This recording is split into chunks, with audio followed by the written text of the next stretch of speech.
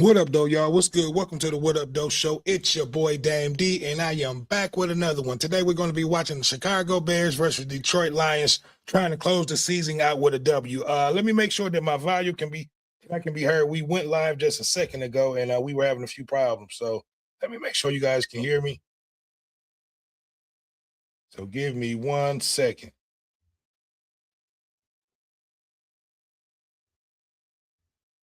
Just trying to make sure that I can be heard. Here, let me go over to Facebook. Give me a second. All right, let me know if you guys can hear me.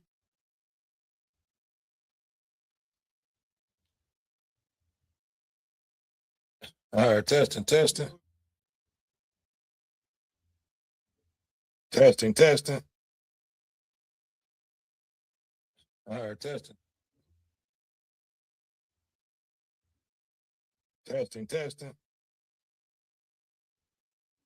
Okay, so I can be heard. So let me get back over here. All right, let me get up out of here. So, okay, I can be heard. So I'm up out of here. So what's going on? Let me get over here to this game. I'm getting ready to start up. So what's going on out there? I just want to make sure my volume and everything that I can be heard. Let me make sure.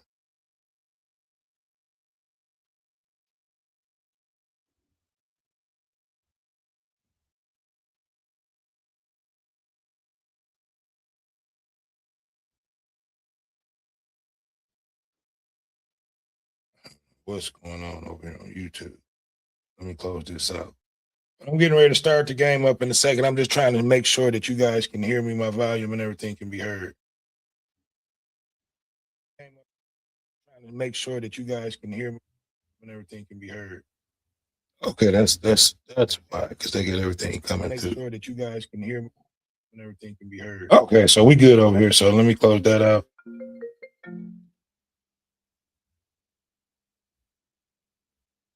All right, I'm getting ready to get over here to the game. Here we go. Didn't leave them at 0-2. It left a bad taste. All right, so I just want to make sure you guys can hear me. Let me know if you guys can hear the game and if you can hear me. We have the right pieces in here. So here we go. We getting ready to close the season out against Chicago Bears. I just want to end the season out on a on a good note. You know what I mean? Without getting any of our key players hurt. So I'm going to do I'm going to try to do the full game if I can, but for the most part, I just want to see a great contested game. A lot of people. I still say we're going to go out here and dominate and beat Chicago. Wow. So yeah. So here we go. So I have to switch it up. I had us at home, so we're on the road. So that's a different dynamic. All right, so here we go. Week 18, the NFL on Fox is 10 of the order. All right, so we will get the ball first. They will start it out first. We get to see Jared Goff, and even though the Lions aren't going back to the playoffs, so that is tough to swallow. Goff, a tough pill to swallow. I certainly think so. I think he's just had a great season. I know last week he struggled against the Vikings with some pressures, but with some turnovers. He's just a true QB1. We talked to Coach Campbell this week, and he was just impressed by his leadership. All right, here we go. 1st and 10. Strong. That's the kind of competitor. Lions from the got good starting off at the 30-yard line, I should say. So here we go.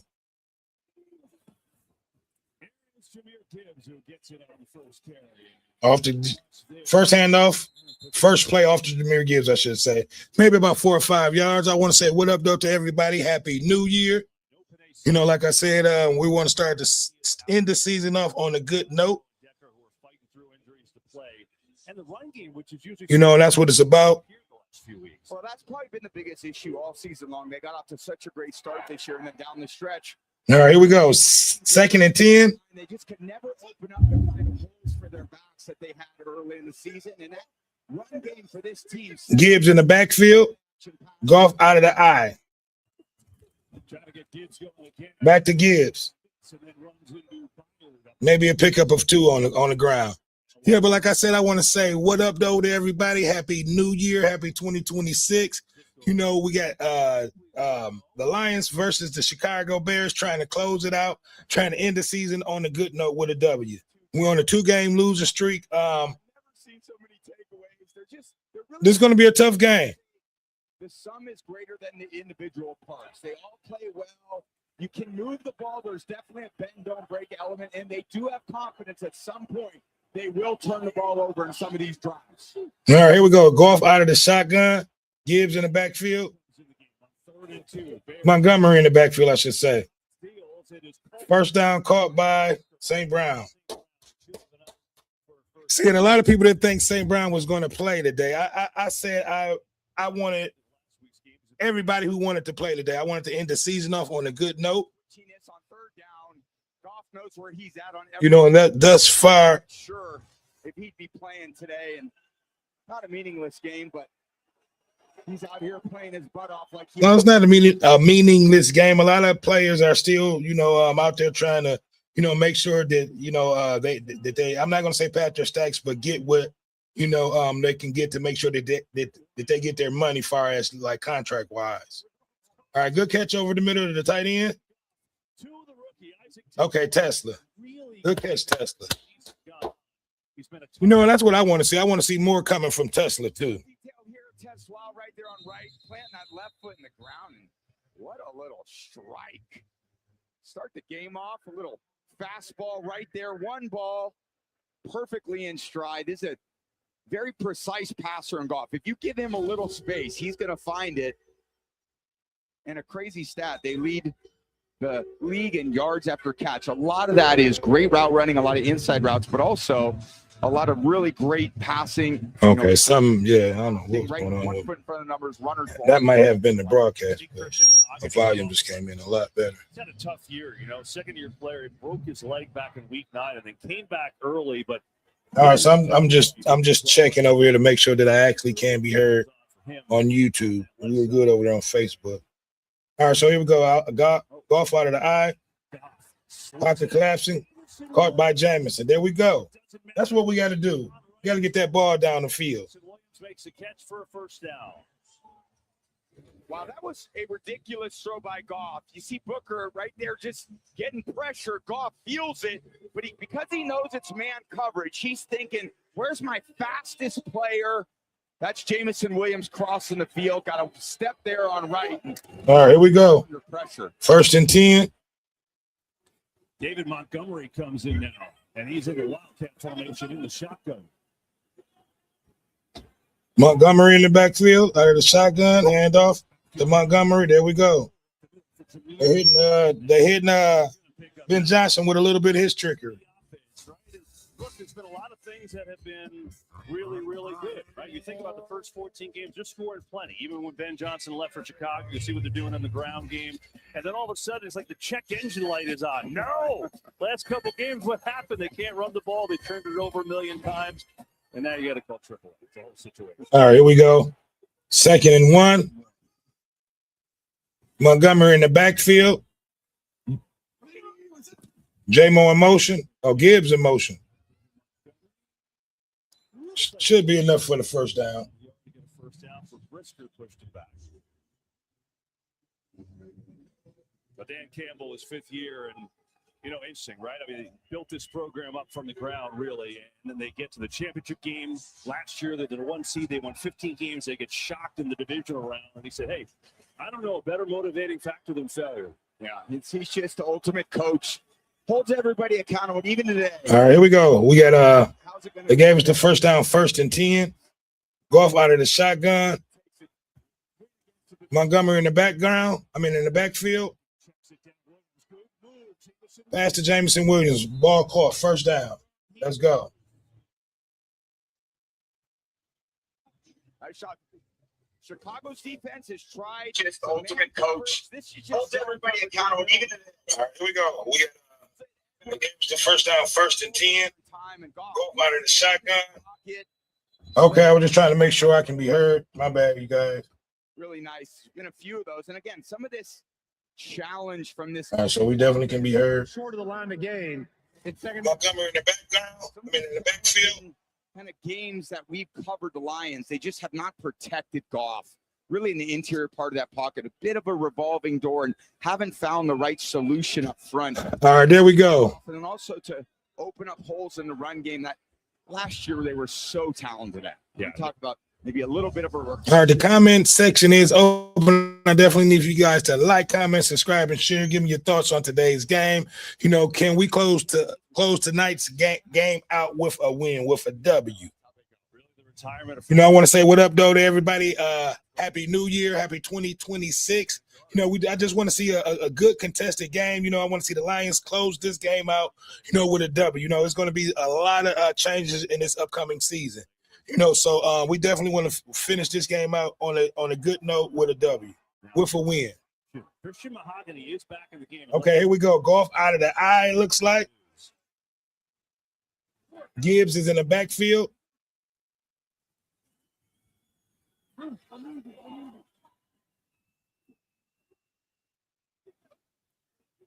I'm not sure what the delay is here. Looks like everything is squared away. What's going on? I don't see that very often. I don't know if that was a. So I don't know what's going on with the. I thought they were ready to go, but they just huddled back up. Right. just looks like they're adjusting them down there on the sideline. And there's Coach Ben Johnson. I'm a little bit more at ease when we talked to him in a production meeting this week. I'm really proud of what they've accomplished, but know that the goals are much higher than kind of. All right, here we go. Goff out of the shotgun. Gibbs in the backfield. 2nd and 1 from the 20. Nothing. Nowhere to go that time. To the tight end, and that was shut down. Yeah, the problem is it's just man coverage, and these are more zone coverage type plays. So once Fusker's there, then you got Brisker coming out of, who's basically got him in man coverage, and the line can't get out. I would always have check with me's on those plays. Man coverage, I would get to something different. All right, here we go. Okay, that's when I 3rd and 6 coming up. So it makes it a 3rd down and 6. Lions have not been great here. They're only 20th in the NFL at 38%. Gotta go. Go. Oh, my gosh. I think Detroit pulled a time. Oh, my God. All right, timeout. Looked like we were getting ready to get a penalty, but a timeout was calling before the flag was through. So, definitely don't want to start the season off like that. I mean, well, end the season off like that. You know, but I need for you guys to like, comment, subscribe, and share. Last game of the season, I want to finish to get season up right with a W. You know, we're on a 2-game losing streak. If only they were. And just trying to finish the season out strong, even though we will not be going to the playoffs. You know, like I said, it's going to be a lot of, you know, changes in this upcoming year, this upcoming season for the Lions. You know, here we go though. 3rd and 6 coming up. 6, been a good opening drive for them. 10th play of it. Yeah, certainly impressed by what we've seen thus far. They're not coming down to lay down here in Soldier Field. One option, Tesla right here, the young rookie receiver. He's been much more of a target in the red area. Yeah, here we go. They're tight end Laporta. Goff out of the shotgun. Gibbs in the backfield. 3rd and 6. Over the middle to the to St. Brown, and it's caught. Another good hit. And here comes the field goal. Oh wow! So he didn't catch the ball. It looked like that was a catch. St. Brown, Gardner Johnson on there in coverage. Let me see that. On to the inside. Gardner Johnson knows he has inside help. Okay, so he did not hang on to that. That's surprising. St. Brown don't drop too many balls. But you know, drive came to an end. We will. I see Coach Dan Campbell is going for the points now. Normally in situations like this, he would go for it. But you know, 4th and 6, go for the points. Is perfect. Field goal is good. The opening drive, go on down and settle for 3, but they grab the only lead. You know, no, that's football. You know, you can't get everything. You know, so get some points while you can. You know, like I said, I can't wait to see what this defense is going to look against this Chicago Bears offense. You know, so definitely need for you guys to comment. The comment section is definitely open. You know, I would love to hear you guys' input and your thoughts.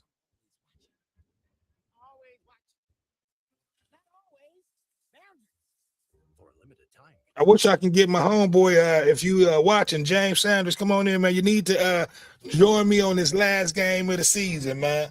You know, I would love to bring you up here live with me and chop it up with me. If any of you guys are If any of you want to come on live and you want me to bring you up on the panel, send me your email and I'll bring you on up here. But like I said, I just wanted to finish the season off with a win. Without getting any of our key players hurt.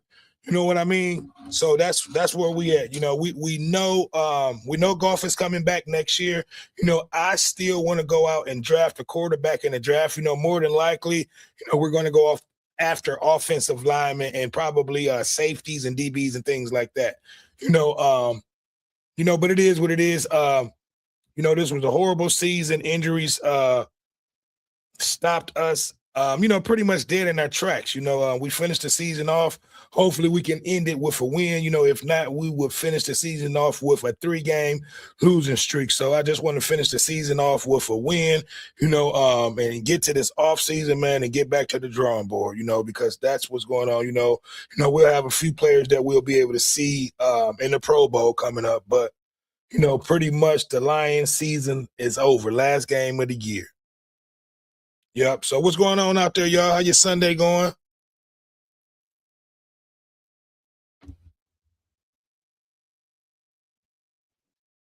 And like I said, if you see me over, okay, there we go. So, but yeah, I definitely can be heard. I just want to make sure that I can be heard. But here we go. Game is back on. About respect and about getting some respect. So here we go. But yeah, Dan said Goff is not going nowhere. We definitely have him locked in for a few more years on the contract. Me, myself, and I say go out there and at least draft a quarterback, and get him into the mix and get him going, and have him on pretty much on the learning from Goff, on a 2-year learning trial, because don't get me wrong, and don't get it twisted. Goff is a good quarterback.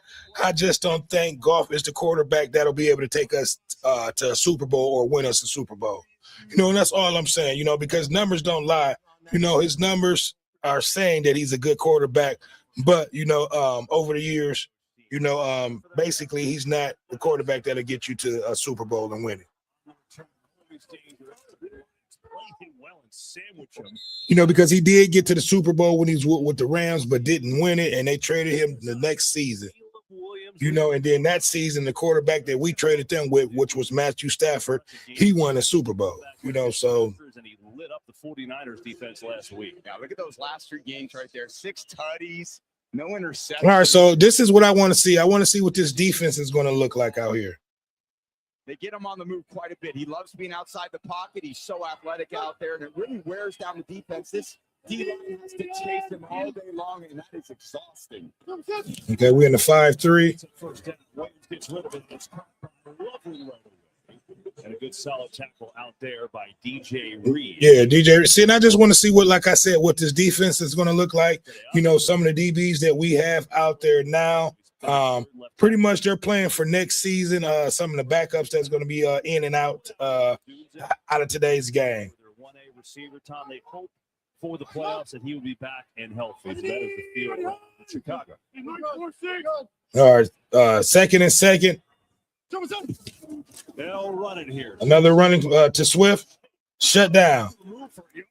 It's pretty good, but he really got yards as the Lions stacked them up. Let's go. So we got 3rd and 2 getting ready to come up. Maybe 3rd and 3. And Swift is a little quicker than the big fella right there. He gets a mid on him, but enough to slow his feet down and let. And that would have been a loss of maybe 3 or 4 if he would have been able to get there. But yeah, here we go, man. Like I said, the comment section is open. I would love for you guys to interact, comment. Can we get this W to close out the season? Here we go. 3rd and 1 coming up. Swift in the backfield. Lions showing blitz. Hand off. Ball to blitz. Wow, wide open. Horrible. But it picks up the first down. They pick up the first down. Man, we were crowding the line, but safety's in the wrong position, man. Points scored. There they are. How about this year? What a difference. Over 120 more. So like I said, I just want to see what this defense is going to look like, because like I said, some of these DBs and some of these safeties out there are playing for next season. So here we go. 1st and 10 from the 40-yard line. Probably getting into a run here with these safeties. All right, Lions showing pressure. Another running play. Hutchinson on that one. Maybe a pickup of 2 or 3. Yeah, this is one aspect of Caleb Williams' games that I like. And what Ben Johnson's trying to evolve to, when you see these safeties deep in the middle of the field, they don't have an extra run player down. So Caleb's looking, okay, I got 2 safeties, great opportunity in a fair fight to run it, and then I'm going to turn and give it to my, stud halfback Swift. Good football. Now All right, here we go. 2nd and 7 from the 45-yard line of Detroit.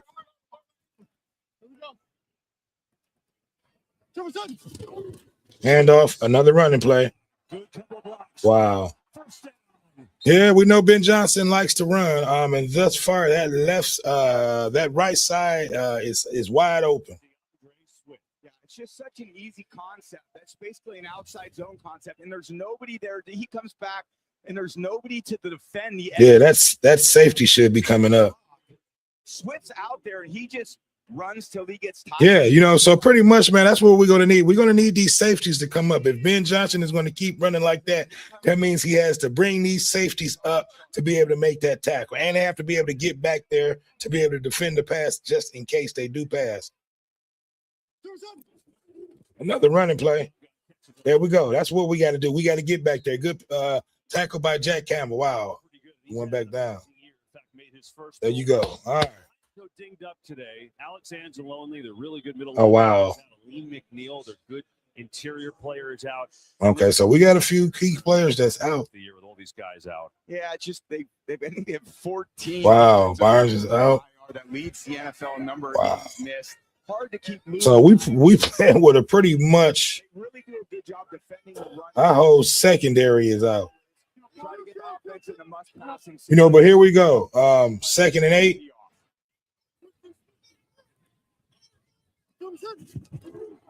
Another running play. Let's go. See, they think they're going to be able to just run it up our motherfucking throat. Wow.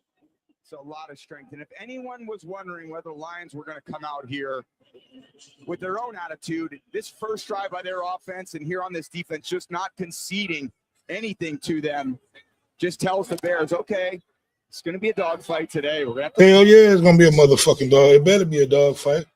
Kelvin Shepard, first-year defensive coordinator. Never a lack of energy from him. All right, here we go. 3rd and 9. Lions showing the blitz. Pass incomplete. Here we go. Let's go. Let's go, defense. Such a good job. They thought they had the halfback one-on-one, but when that defensive end peels, and I think that was Muhammad trying to throw a little swing pass him. Great job by Caleb. I don't mind that. Yeah. And every drive with the kick, just dirt the ball. Don't take a sack. A lot of football left. And so Torrey Taylor will come on to punt it away. Khalif Raymond back deep for Detroit. All right, we're getting ready to get our second possession of the game, getting ready to come up.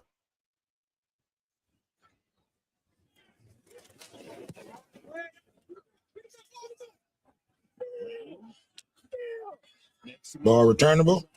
Across the 20 he goes, and the Lions will start their second possession right there. So Detroit defense gets stopped 3-0. They lead it, and they've got it back.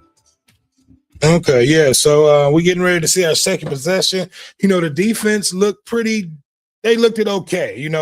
We were able to come up with a stop, so that's a good thing. But we pretty much are playing with a whole besides we're playing with a whole new secondary and safeties back there. So it's going to be an interesting game. I just want us to close this season out with a win and go ahead and end the season off and get ready to, get in the off season and start with this upcoming draft. Getting ready to start looking at players that we're going to pick up and that we're going to need to pick up. And then not only that, we got free agents. We will be able to hopefully pick up free agents. But the thing with us, we have to get up under this cap. And then first and foremost, we have to make sure we can re-sign all of our key players going forward.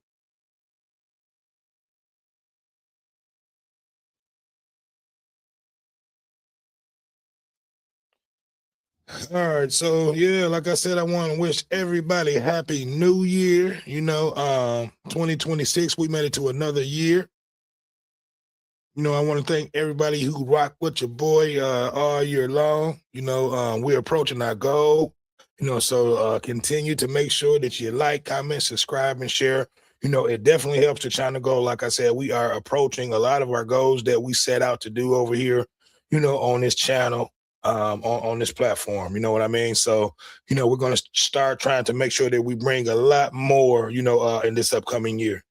Yeah, man, I'm still devastated and disappointed. I never thought that the Lions would, have a season like this with the, with the roster that we had, but, we've been injury depleted the last 2 years in our secondary. So, injuries has hurt. It's going to be twice as hard to get back to this point next year. You're not hiding from anybody anymore. Everybody's going to want a piece of you. We don't have the same. Pretty much, and that's what's been going on. There's no more hiding. The Cat's pretty much been out the bag. Two seasons ago. Such a great year for the Lions. They surprised so many. 2024, 15-2. 2025 right now. They lost to Philly. And look, this year, I believe we're 8 and things not go their way in some areas. The Dan said have to make critical plays. You pointed out the offensive 8-8 right now, or something like that. Some of the issues here. Come on. All right, another pass play to Jamison. Good catch. Breaks him down, but I love what Dan came. But yeah, man, we've been on top of the division for the last 3-4 years, and for us not to even make the playoffs was pretty much a smack in the face, a lost season. Like I said, I've been looking at this roster for the last 2-3 years, Super Bowl or bust, and for us not to make the playoffs, it's horrible. They play so hard and so physical by the end of the year. Oftentimes, All right, second and 2 coming up. Golf out of the eye, hand off to Montgomery. Montgomery picked up the first down. Montgomery's playing against his old team, so he definitely wants to have a good game. He wants to show them that, they gave up on him and he still got it. And David Montgomery, even a couple years ago, he was just on fire for this team with that run style too. So he adds this physical element in the whole. Yeah, he only ended up with 152 carries, 859, 600 and some yards on the ground. Picked up, they can't go, and then you're a little depleted going into the most. All right, here we go. Golf out of the shotgun. Montgomery in the backfield. 1st and 10. Get rid of it, Golf. See, and this is what I talk about. It's like when that pocket collapse, he cannot fucking step up. Normally most quarterbacks can step up in the pocket, and how to give you a little bit more time. But look what happens when he step up. It's a fake now. Step up. He can't step up. It's almost like, I'm not going to say he's dropping back too far to not give himself enough time to be able to step up in that pocket. But yeah, here we go. 2nd and 15. Golf out of the shotgun. Caught by St. Brown. I was going to say about the Lions, I don't think it's all too dissimilar to the 49ers. In the down years they've had is because they're just down. Yeah, you're just going to teams that have their best players in, and sometimes you got your reserves. And naturally, look, this game is about matchups. All right, you guys give me 1 second. Against their best players, and yeah, there's a lot of other role players, but when you lose the Brian Branches and the Laportas, and in this case, Penei Sewell right there, right tackle, he's not blocking the other team's best players. You're starting from a deficit. It's a hard thing to overcome. 3rd and 9 here. Bears show blitz. They come with it. Sees it underneath. Pitch. And 1st down and more. It is St. Brown. Who else? The master on 3rd down. Up to the 49. He goes for the Lions at a 14-yard gain. Yeah, this coverage, which is all-out pressure. You see Gardner Johnson has no help. And Amon-Ra, look at all those guys come. So there's nobody in the middle of the field to help. That really hurt the Lions last week against the Vikings. Vikings played very poorly on offense, turned the ball over a bunch. Coach Flores, the Vikings defense coordinator, sent the house a lot. There were no answers. So naturally, you come back the next week, Dennis Allen saying, all right, we got to make sure we challenge them with some of those blitz pressures as well. Fake to Montgomery. Comes back the other way. Jameson. He was thinking about scoring, I think, and just took his hands off it. Little behind him, and it's second down. Oh, you not? That one. Oh, man. I ran that play a lot in my day. We called that showtime. Rolled out to the right, play action fake, and then Okay, sorry about that, you guys. across the field the opposite way. All right, I am back.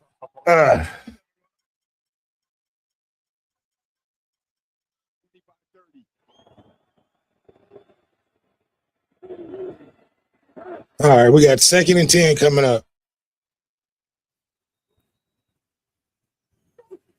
Second down. There we go. Pick up to Jameson. I'm on St. Brown for the first down. Let's go. We're being shoved out of bounds there. Yeah, there's just so much soft coverage at times in zone with this defense. You got Goff sees it. You know St. Brown on that easy little quick out. Good pickup. Good pickup. My bad, you guys. I had to step away for a second.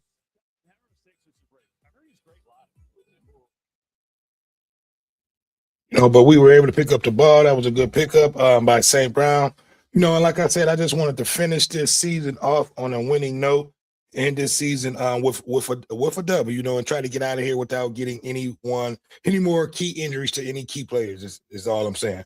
But I need for you guys to like, comment, subscribe, and share. It's the end of the season for the Detroit Lions. We're just trying to finish this game off on a winning note. We know Goff is not going nowhere, but and like I said, don't get me wrong, Goff is a good quarterback. He's a great quarterback, but I do not think he's the quarterback that's going to be able to lead us to the Super Bowl and then win a Super Bowl. So sometimes you just gotta have to be realistic about the squad and the players that you have. I say we need to go out there and draft a quarterback, let him sit behind Goff, learn the game, learn from Goff, and then, when his time is due, he'll be able to come in there and be able to produce. We have the players to be able to win, what we're trying to win. We just can't get it done. There's a few things that you can blame it on. You can blame it on, injuries. That definitely was a factor, in last year and definitely this year. But we still should have made the playoffs. A lot of games that we played this year, a lot of games we lost, we should have not lost. We lost twice to Minnesota, a Minnesota team that also did not make the playoffs, that we should have not lost to the first game nor the second game. We should have been able to adjust to what they did to us that first game, but, and I'll go back and say this, and I've been saying this since that first game against Minnesota, they kind of pretty much, drew up a blueprint on how to stop Jared Goff and his Detroit Lions offense, and that's what's been going on, so we've been kind of on since that Minnesota game, and then since Dan Campbell took over with the play call, and we went on a, win, lose, win spiral, now we're on a 2-game losing streak, trying to, end the season off with a win. And trying to finish, I believe, the season off, at least 500, above 500. But for the most part, man, it's been a disappointing season. Offensively, defensively, for the Detroit Lions, and we have to, rebound and start over, go to the drawing board and just look at, here we go. I'm sorry about that, but the game is back on. But yeah, we just got to start over and go to the drawing board, man. We're definitely going to have to draft some DBs and some safeties. But here we go. Goff, 1st and 10. Today I haven't seen any inaccuracy from the 40-yard line, out of the eye. A little trickery. There we go. Wow, ball is tipped. How the fuck is he getting the ball tipped? We had a couple knockdowns as well. Into the bag of tricks. And when you're in week 18, believe me, every team has like 20 trick plays they haven't called at this point. Wow. Get out there. Okay, that's why that motherfucker jumping. Victor Wembanyama right there playing defense. Like Mike. At about big 6'6" motherfucker. 11 and a half feet. Knocks that thing down. He was up there. All right, here we go. 2nd and 10. Booker 6'6". That's quite a wingspan. So that's what I said. All right, here we go. 2nd and 10, Goff out of the shotgun from the 40-yard line. Gibbs in the back. Whiffing. Step up. Get rid of it. There we go. Come on, J-Mo. J-Mo with the first down. There we go. See, and that's what Goff got to do. You know, if he did this more, Yeah, you should go off in the pocket, just buying time. yeah, To the right. move your motherfucking feet. And that's what, listen, that's what Goff was not doing, you know, and what he has to do going forward next season. Here as a receiver, I see so many different kind of routes in his route tree. He's got a different arsenal. Before he was just kind of known as a down the field, you know, pass catcher. All right, here we go. 1st and 10, Lions from the 30-yard line. Hand off to Montgomery, up the middle for about maybe four yards. So this one might be coming on back. Penalty down on the floor, on the ground, on the field, I should say. Look like a holding. It's coming back. First down. First penalty of the game. That's Yeah, but like I said, you know, I just want to see what this defense is going to look like. You know, we're playing with pretty much a whole new secondary back there. Just kind of peels them off right there. Yep. Curls that left shoulder. Easy for the refs to see that. And penalties will kill you. Have this defense that the Bears play, a little bend, don't break, a lot of zone. If they can get a holding penalty now, they're What up, though, Willie F. Taylor? 20 and get to some of these passing defenses they play. All right, here we go. 1st and 20, Lions from the 40-yard line. Another run. Hand off to Gibbs. There we go. All right, maybe a pickup about 8. Pick up 7 yards. Okay, pick up an 8. You know, but yeah, man, at the end of the day, what up, though? 8 Mile 313. It's been a long time, my guy. You know, and like I was just saying, 8 Mile 313, I just want to finish the season off with a W, man, and see what this depleted secondary looks like. And I just wanted to finish the season off strong. But here we go. Goff out of the shotgun. To the tight end, Ferkser, who's been involved. You know, give me your thoughts on what do you think we need to do going forward, 8 Mile 313. Number 1 seed last night. So it's the Bears and Eagles for the 2 or the 3 seed. Panthers, by virtue of the Falcons win today, won the division for the first time. Okay, so the Bears have already won the division. I'm thinking, okay, wow. Could switch between 5 and 6. If the Rams win, they would play Carolina. If not, they would be 6 and play whoever falls into that spot. All right, here we go. 3rd and 7 coming up. Still going on. The team Goff out of the shotgun. Montgomery in the backfield with Goff. So far in this game on 3rd down, let's see if he gets a 4th. Looking that way, throwing that way. Guess what? Got the St. Brown for the first down. St. Brown, his 5th catch of the game. Yeah, and a tough matchup for C.J. Gardner-Johnson.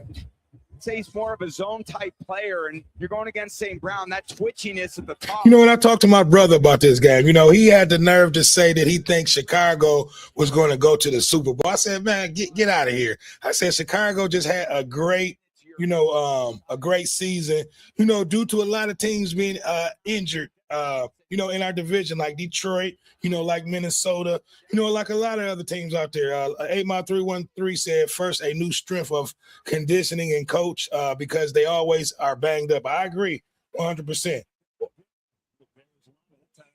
Goff get a lot of fucking balls batted for him to be 6'4". Let me see. Just elevate. Edmonds ends up taking the coverage when Edwards. Yeah, this is the second batted ball. Come on, Goff. You gotta sometimes throw that fake and then throw. Jump. Make you wanna Jump. There you go. I knew you'd be with me on that. I'm all your music. I'm gonna go to. I knew you'd All right, here we go. 2nd and 10 coming up. play of this drive.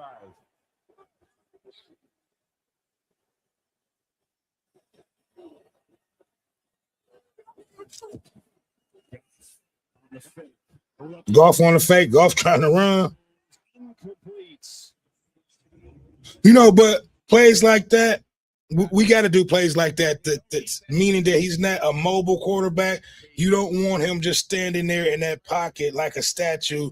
You know, like a sack dummy. You know, because when he's there in that pocket, if he can't step up, that's pretty much what he's going to be. Is a in cement shoes like a sack dummy. You know, so plays like that. You know, I want to see more plays like that. All right, here we go. 3rd and 10 coming up. my question next is, will Dan go for if we don't get this first down, will he try to go for the first down versus going for the points? Now step up. There you go. All right, he stepped up. Incomplete. Okay, and that's okay. He did not take the sack. I'm gonna send him out. I sent Big Hen out. I sent Big Hen out an invite. He has not came in yet. He's supposed to be coming in. I got to send Q-Nitty one. Send me your email, man. I can bring you in with me, man. The last game of the season. You've been holding me a game too, 8 Mile 313. So come on in, man. I don't know if I'm gonna do the whole game either. That separation in the drop back pass game. And again, good job. All right, so Dan is going for the points. So yeah, man, if you want to come in with me, 8 Mile 313. Okay, so Dan went for the points versus going for it. So, my question to you guys, will you see a lot more of that, coming next season, like far as just Dan just trying to humble himself, and play football and go for the points? But send me your okay, I got to make a new email. Okay, that's what's up. Yeah, but no, man, like I said, I just wanted to see. Let me make sure if I turn this down, you still can hear me. Yeah, I just wanted to make sure. I want to let me know 8 Mile 313 if you still can hear me, because I turned the volume down for the game, but I think I able to probably here. Let me turn my volume up over here. With me, man. Last game of the season. You've been holding me a game too, 8 Mile 313. All right, I'll have to let that catch up, but I just want to make sure that I can. Let me know if you still can hear me loud and clear. Because like I said, I turned the volume down from the game, so you can't hear that. But I just want to make sure that I still can be heard. But yeah, man, like I said, I just wanted the Lions. Okay, I still sound the same. Okay, cool. Good look. All right, I can turn this back down. But besides the strength and coordinators, bringing that in, and I agree, man. We had a lot of people banged up the last 2 years. What do you think we need to do going forward? Give me your thoughts on what do you think? Do you think, and I know we need to address. They're probably going to address that offensive line first, but do you think that any of the rounds, maybe the last round, depending on who's available, that we need to go out there and draft a quarterback for the future? Because like I talked to Big Hen and Q-Nitty, we talked about this the last 2-3 weeks. I'm like, Jared Goff is a good quarterback. He's a great quarterback, far as and stats don't lie. But to me, I don't think he's the quarterback that'll be able to take us to a Super Bowl, and then a quarterback that'll be able to win the Super Bowl. You know what I mean? So, this league has evolved into a running quarterback league. These ends are too fast coming off those ends for him not to be able to step up in that pocket, because he just ran the play not too long ago. Was a perfect play. He was able to step up in that pocket, and he actually had to use his feet, and he did that time. You know what I mean? But, this is I'm just going to be realistic. Goff is not getting younger. He's getting older. You know what I mean? So, we have to start, to me, in my opinion, we have to start looking for the future now. Why late? Why wait? Especially if we have a chance to pick up a good, quarterback in the draft coming up, which I understand we have to address our offensive line first, but we've been addressing that offensive line for the last 2-3 years, really, it seemed like. So give me your thoughts on that, Lundale. What do we need to address first? The offensive line, DBs or safeties, because we're probably going to need 2 more safeties, because Brian Branch, if that injury that he has, he may not be back until November, December. Kirby Branch was talking kind of crazy. Yeah, and they got a couple. But here we go. One was on the screen play on the first drive where they stopped them for their negative play, and then the second was the whole. Let's get a turnover. We need a turnover. Now they get to play the kind of style of defense that they really thrive on. I'll see what they got on offense with Manungai in the backfield. And Williams to see, because what they think is they're gonna be running all. There we go. What Chicago think and what Ben Johnson think, they're gonna be running all over, especially on that right side. where they had a little So the Eagles resting a lot of starters today, even though they can still get success in the first quarter. Tanner McGee gets the scoring going as he hits Grant Calcaterra for the 15-yard score.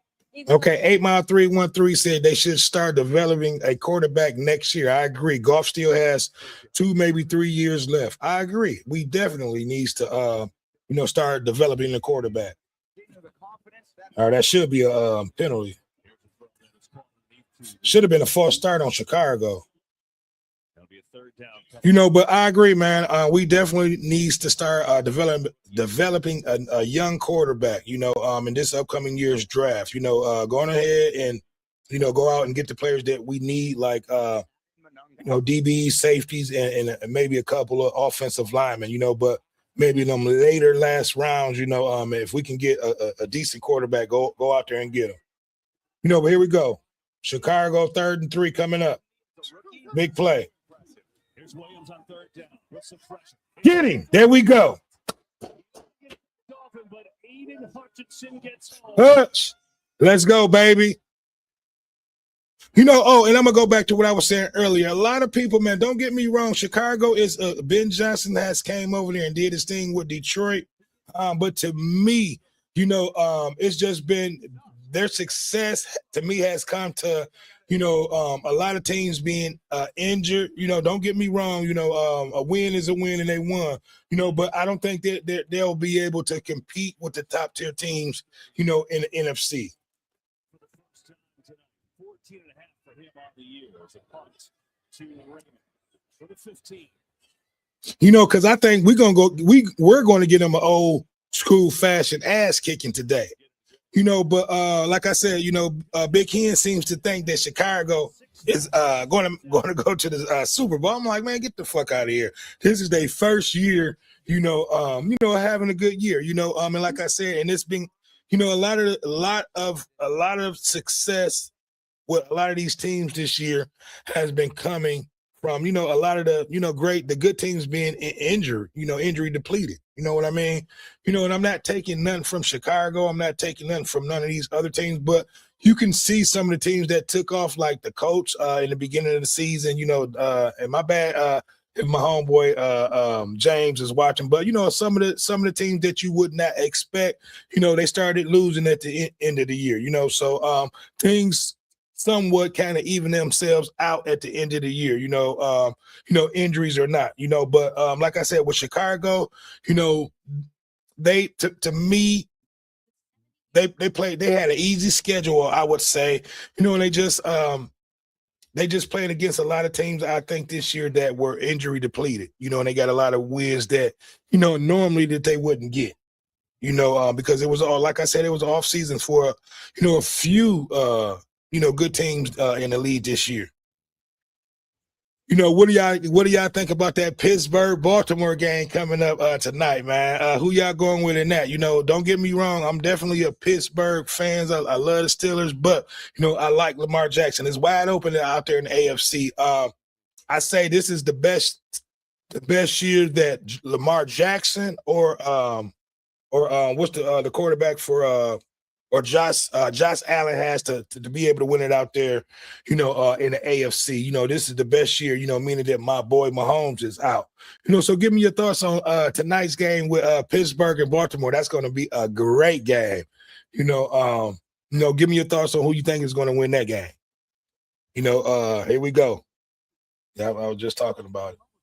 That's going to be a good one. But, yeah, give me your thoughts on that game.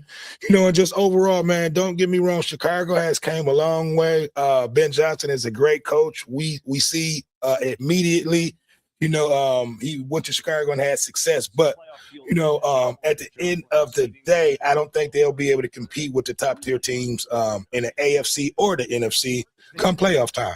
Champs are under the radar, but I've loved Philly all year. They've had a few down stretches, a little volatile, but they kind of rise to the moment when they need to. A lot of championship. All right, here we go. Goff back out there on his third drive. Themselves in the biggest moments. I'd be a little worried. 1st and 10 out of the shotgun from the 25-yard line. Handoff to Gibbs. Okay, maybe you pick up a 7. And both coaches got the same thing on their mind. They're trying to be a little aggressive on running the ball today, and that's what we need to do. 8 Mile 313 said we need more help on the O line first. Then we need someone. Hold on, we need more help on the O line first. Then we need someone on the opposite side of Hutchinson, and last some DBs. Okay, all right. We definitely need DBs. 8 Mile 313. Golf out of the eye, Gibbs in the backfield. Right back to Gibbs. Maybe a pickup of 2.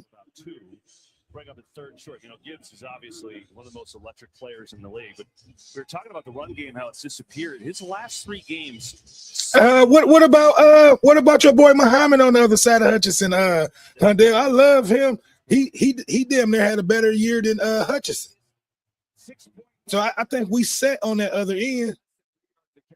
Really, again, speaks to him getting to that second level of the defense. He's a threat at any time. All right, here we go. 3rd and 1 coming up. Golf out of the eye. Gibbs in the backfield. Hand off to Gibbs. See, and plays like that, man, it's that shit killed me. Will Campbell go for it? Which he bet not. We are in Chicago's. Johnson gets him on the ground. Nice job tackling, stepping into the hole, wrapping up and bringing him down short of the sticks.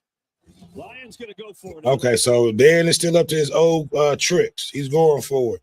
Jumbo formation here. Montgomery in the backfield. They bet not come back with another run. 3-1-3, 8 Mile 3-1-3. Chicago going to be all over that. Okay, we got him on the penalty. Who did it first? He jacked him. Ends up being Billings, I think. Okay, so it looked like we got it. So Encroachment. Defense number 90. all right, good call. For the center. 5-yard penalty results in a first down. It's a nice way to say it, contact. That was. Boy, they put them big boys in there. Number 97. Look like he 2 bodies out there. You'll get your money's worth if you're going to jump. And so on 4th down, the penalty by Chicago will give the Lions the first down. Dennis Allen watching along here. He's done an amazing job. And like I said, man, don't get me wrong. I think Chicago has come a long way, but they have not really proved anything to me to think that they would be able to make some noise in the playoffs. You guys give me your opinion on that. What do you think? What do you think Chicago can do in the playoffs?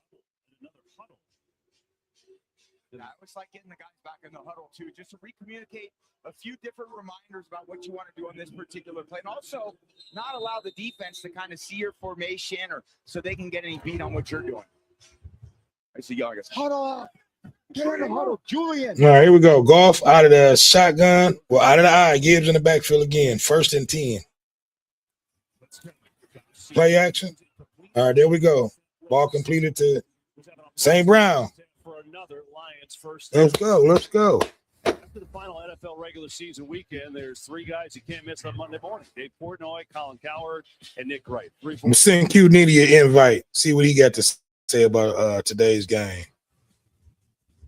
I'm about St. Brown, 6 catches, 57 yards already in this first half.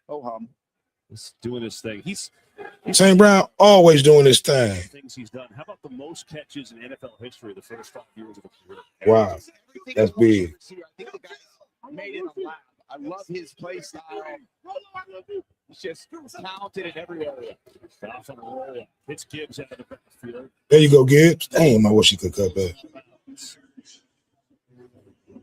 Yeah, the play calling today has done a great job just keeping this Bears defense off balance. And I saw that a lot from the 49ers offense last week against the Bears. They could really never. Hey, look, I want to thank everybody who has rocked out with your boy all year long. It definitely means a lot. We are getting close to all of our goals over here.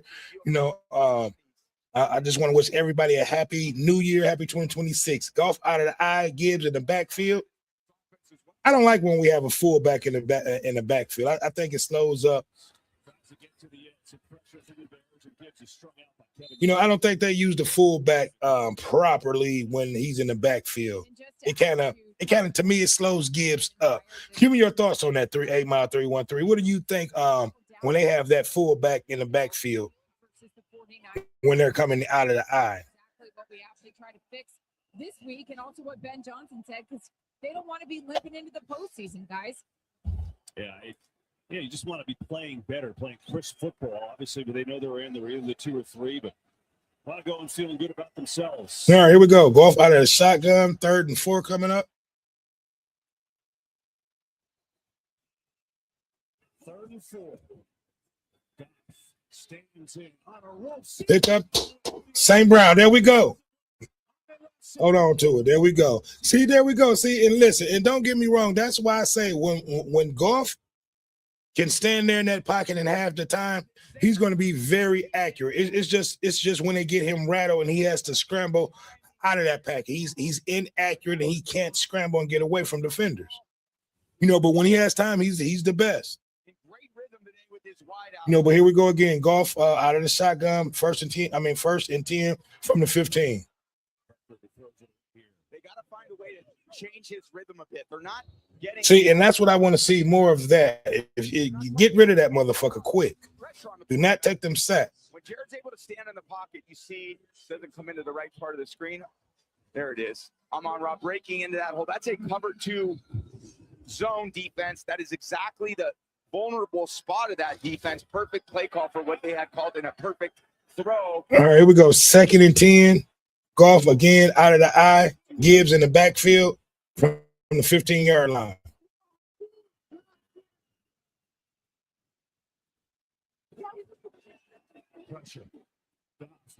There we go. Touchdown. Gibbs. That's what I'm talking about. See, look. And 8-Mile-313 said you have a point with that fullback in the backfield. Yes, it slows Gibbs up. It's just he's in the way most of the time, you know, when we're running that. But touchdown, like I told Big Ken, we're gonna give Chicago an old-fashioned ass whooping, you know, just to let them know that, you know, we may be out of the playoffs, you know, but we still gonna spank y'all ass again. That's a good pickup, good play. You know, when that line is blocking, our offense is unlimited. Tie him up. Great throw by Goff. Finally getting one there in the red zone. Extra point is up and good. Wow. Lions. That Motor City offense is humming today. Jahmyr Gibbs. What was this damn offense 3 weeks ago when we needed it? Their way with the Bears in this Week 18 finale. You know, see, and that's the shit that I be talking about. You know, where was this goddamn offense when we needed it 2 weeks ago? You know, Goff out there looking like the old Goff. You know, but it is what it is, man. You know, we're going to have to get back to the drawing board. Like I said, get out there maybe in the later rounds, you know, address our needs with offensive linemen, DBs, and maybe safeties, you know, because hopefully we can get something in free agency too, you know, meaning offensive linemen, DBs, and safeties. You know, hopefully we'll get Joseph Kirby back next year. You know, hopefully Branch will come back 100%, and we'll get him back a little early. So for the most part, like 8-Mile-313 said, we definitely got to, you know, look for the offensive linemen and then some DBs. You know, and then I say in the later rounds, you know, maybe pick up a quarterback that has dropped, that had potential. Yep. So let me turn this down.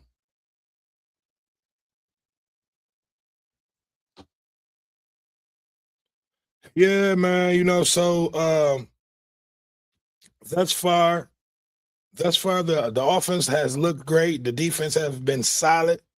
You know, and we haven't had any injuries. That's what's so crazy. You know, normally, you know, I'm gonna knock on some wood, but you know, we've played a great game thus far. You know, offense and defense. You know, I can't complain.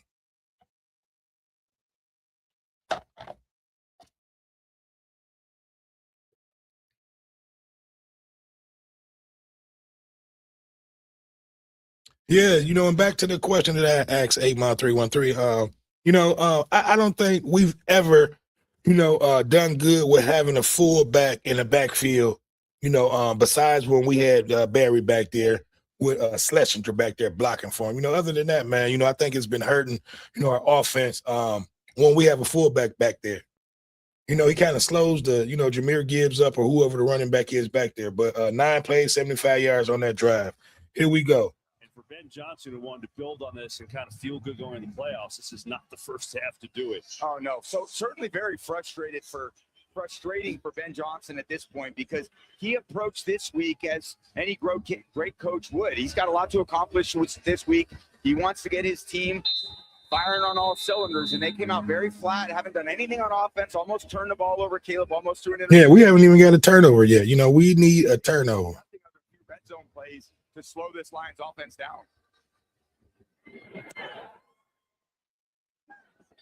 Here's Duvernay. Up to the 31 as we go downstairs to Tom. Well, KB, we know Dan Campbell's always been known as a great motivator, and he found plenty of ways to motivate this week, saying sometimes you got to hit rock bottom until you can work your way back up. This is we definitely hit rock bottom. It's not as far away as it may appear. 11 seasons as a player, Campbell missed a play. See, and this is what I really wanted to see this last game of the season. The guys that we do have back there, see what they're going to do, meaning that DBs and safeties back there. Because I think our front five, in 8-3-1-3, you never gave me your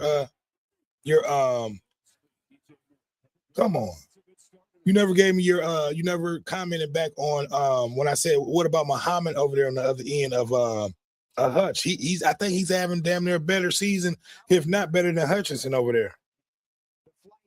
So we're pretty good in our front five, man. And the linebacker core. Hopefully we'll be able to resign Analonzi. So here we go. Another running play. See, and this is what we got to do. We have to shut their running game down altogether, because that's flag on the play. That's where that's where Ben Johnson is dangerous when you allow a Ben Johnson team to run that ball, because he can, like I said, offensively, he can do a lot of things with those play actions. Yeah. You know what I mean? So now 2 runs in a row. So now what you have to do is watch out for a pass play getting ready to come up on this third down, which we. And Ben Johnson had opportunities before he took this job. 3rd and 4. And Dan Campbell told us that's when I knew he was going to be good, because he was studying as a head coach. He was great as an OC. So he was studying how to be a head coach. And I thought it was so interesting talking to both this week. Ben Johnson said, command of the room. I got that from watching Dan Campbell. It was awesome. Awesome statement. Awesome. All right, here we go. 3rd and 4. Ben working with Dan, and I think that mutual respect goes both ways. Let's see if we get to watch this rivalry for a long time. Another running play. Going to be about 1.5 yards short of a first down. And let's see if Ben Johnson's going to go. Shit, that's like damn near 2 yards short. With 2:45 and counting in See? the first half. Yeah, just looking for any momentum that he can get. 4th and 1. Here, the Lions can make it. Watch out for the play action getting ready to come up and the quarterback to keep it. So watch out for that. Watch out. See, and this is the type of quarterback that we need in situations like this. A mobile quarterback. 4th and 1 coming up out of the shotgun. Looking to throw. Over the middle for it's Leverett who's got the completion inside the 40. And it's like pick your poison on that one. Okay, 8-3-1-3 said Muhammad cool. I just would like more depth at that position because we always banged up. No, I agree. But he had a hell of a year this year on that end on the opposite side of Hutchinson. So I think we set on the opposite side of Hutch on that end. But we could never go wrong with having a backup that'll be able to come in when he's not in the game. But I'm gonna go back and look on the stats. If I'm not mistaken, he may have he's right there with Hutchinson and sacks. Yeah, he's had a great year. So the thing is, it's going to be a lot of teams that's probably going to be looking to go after him, in the off season.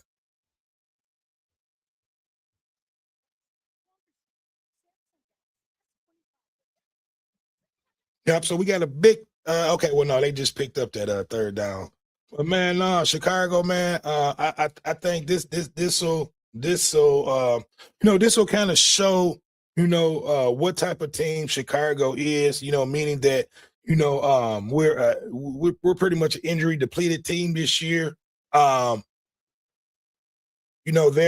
They're atop of the NFC. Well, not atop, but they're the number 2 team in the NFC. So there's no way that we should come out here, and dominate them. We still have a whole nother half, but for the most part, and I was talking to Big Ken about this earlier. I know Chicago is not that same team that we saw the second game of the season, but we put, I believe, like 52-10 or some shit like that, that we put up on them, So, they're a different team, but they still that same team. They've just gelled a little bit more, together than they have in that second game of the year. They're playing great, but I still don't think that they're a more. I still don't think they're a better team than Detroit. 8 Mile 313 said facts.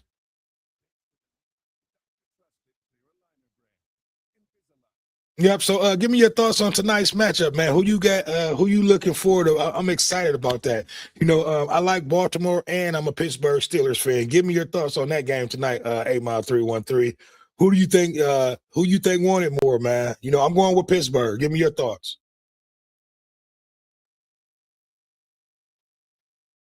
Because it's wide open for anyone to win the the Super Bowl this year. That's why I am so upset with Detroit, man. You got B more. Okay, I know why, because of that boy Lamar Jackson. I wouldn't be upset if they won it too. Because if they win it, they'll have a great chance at winning the Super Bowl too. And I would love to see him get a ring. All right, here we go. First and 10. With 2 minutes to go in this first half. 2 minutes to go in the first half. Chicago on the 40-yard line. Get him! Get him! Wow, that was a hell of a fucking pass and catch. Crazy. Oh my God, the improvisation is just absurd for him. And this city is known for improv. Out of the pocket. That looked like you out there, Lonnie. You seen come and then finds Komet. It didn't gain much, but it was pretty. It was pretty. It was the prettiest negative 3-yard gain you'll ever see. See, and that's the type of shit that we need for our quarterback, being able to scramble and get away. Here's Williams, 4-man rush. Time balls tipped and down incomplete. Let's go. 3rd and 14 coming up. It was Tyleik Williams. Damn, number 91 is big as hell. His first career sack last week. First round pick for Detroit. Yeah, they can't quite get there in that low arm delivery that we liked on the previous throw. Just all right, here we go. 3rd and long. Fine. Williams knocked it down trying to find his tight end Komet, but coverage today. I think the Bears are going to have to adjust this game plan a little bit. Out of the shotgun. It's going to get much more man than it hasn't been that. 3rd and long. Didn't get it. Now the question is, will he go for it? He comes from a Dan Campbell. Ben Johnson's thinking go all the way, and he will. Yes, I knew it. Go quick. Nope, they're going to huddle up. Try to get the play call right. All 3 timeouts, but they don't take any here. Okay, watch out for that. They're going to come back to that same tight end play that was open across the middle. On 4th and 2. Pressure. Williams throws. I just said that shit too. Loose. I called that fucking play. I said they're going to go back to the same fucking tight end play. And that's exactly what they did. Hopefully we got this ball. Wow. Oh my, what a stop. What a stop. Yeah, Barnes. The same play. I called it. Zone coverage. Really on the London does field a is good a job catch by sitting. Oh, he dropped that. recovered by the defense. Oh, okay, well, we got that. Let's get it. Fumble. Really, to me, that's an incomplete pass. Maybe just low field position. What do you think, Dino? To me, it's incomplete. To me, that's an incomplete pass. What do you think, 8 Mile 313? But I called it. I knew they was going to run that same motherfucking play to that tight end. So Detroit will get the ball as they make a stand. And on 4th down, the Bears are denied. Dean Good. Let's go. That's good defense.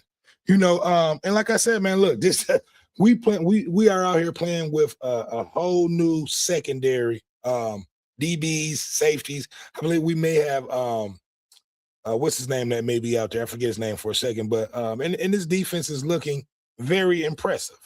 What's going on, James Sanders out there? Yes, sir. The Lions are looking impressive. You know, and I knew this was going to happen. You know, I knew that we were. I wanted us to have, you know, just a complete game. I wanted to see what the secondary was going to look like today. You know, and the secondary has held up. You know, we have not really had put any pressure, you know, on a quarterback. What's up, Lil Damon? Yep. So, but for the most part, we've looked pretty good. Yep. So I got my little one. He probably getting ready to come down here and be on the broadcast with me. You know, 8-313 said I think it was incomplete. Me too. I think that was an incomplete pass. And they'll probably rule that incomplete. And I believe that was third down. So you know what? That was fourth down. So either way, we'll get the ball. I mean, well, either way, the ball it'll be turned over, because if it was a fumble, we recovered the ball, and if they didn't complete it, it'll turn over on third downs. But yeah, James, man, we looking impressive, man. You know, and I just wanted to come out and have a good game. You know, wanted to complete in the rest of the season on a good note, on a W. You know, it's been a few weeks, man, since we conversated about and talked about the games, man. You know, my team is out and look like your team is out. Yeah, all right, so we are watching the game, so I'm talking. So this is what up. Say this is my little one right here, James Londell. It's my junior. Yep. So I'll be trying to get him down here, trying to teach him the ropes. Hopefully he'll be out there on the field soon too, running around in a few years. Yep. So but no, man, we should be getting ready to get the ball back. And hopefully we can close the ball back out. Here we go, right here. Game is back on. And like I said, hopefully we can close the game out without giving them the ball back, because I believe, if I'm not mistaken, they get the ball back at halftime. 8-313 said, "What up, Lil D?" Say what up, though. Say what up, though. Okay, he heard you. All right, golf out of the shotgun. Let's go. To Gibbs. There we go. 24 seconds left and 2 timeouts. Yeah, sometimes in these situations, the first play, you just kind of want to, you know, and that's what I'm talking about. This defense has come out there and shut, you know, this so-called high-powered Chicago offense down. All right, 24 seconds, 2 timeouts. Now they're automatically thinking field goal. We're going to try to hit. Yeah, we at the least a field goal. 2 timeouts. We should get out of this. You know, 2 timeouts, 24 seconds left. Great job standing there and finding open receivers. There we go. J-Mo. Okay, St. Brown is all over the goddamn field. And while they do that, we'll do the same. We'll be right back after this message from State Farm. Okay, we're going to a timeout. Londale, I want to ask you a quick. Why don't they throw the ball more, you know, on plays like that on first down? You know, to J-Mo, man, open up. Look, we got to start making teams respect J-Mo out there. All right, James Saunders says, so a Lions win won't mean anything. No, we're eliminated, James. We're out of it. Yeah, that loss we took, I believe, last week to Minnesota eliminated us, I believe. No, Pittsburgh. That loss to Pittsburgh. Yep. So really, right here, man, this is a meaningless game. It's a mini game. Yep. It's a meaningless game. Meaningless game. Yep. There you go. Meaningless game. All right. So here we go. 2nd and 4. Golf from the 35-yard line of Chicago's, I believe.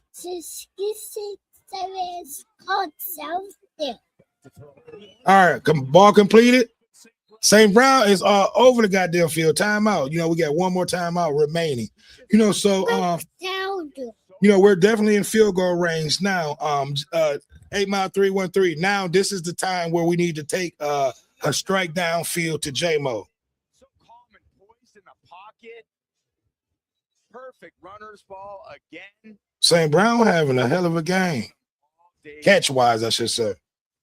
Not the way to slow this offense down. Vikings last week and Coach Flores did such a great job disrupting the timing of this pass offense with pressure, with a lot of different blitzes. Now I say take a strike downfield to J-Mo. First and 10, right now is the time. Take a strike. You got to go right here. What you think, A-Mile 313? The fuck is he doing? You're within Jake Bates' range. His long today in practice was 56. Yeah, James Sanders, man, we are out of it. We are eliminated. I think we were eliminated when we lost that game to Pittsburgh, if I'm not mistaken. Going to try to defend. So if anything, you do the same thing and throw the ball out of bounds, which runs that clock down to about 4 seconds. Then you know the field goal is going to be the last play of the half. All right, so look, right here, they need to be taking a strike downfield. The sidelines. They don't want any. But you know what? I would try to, just secure this field goal, get one more play, try it on the sidelines. What the hell is he doing?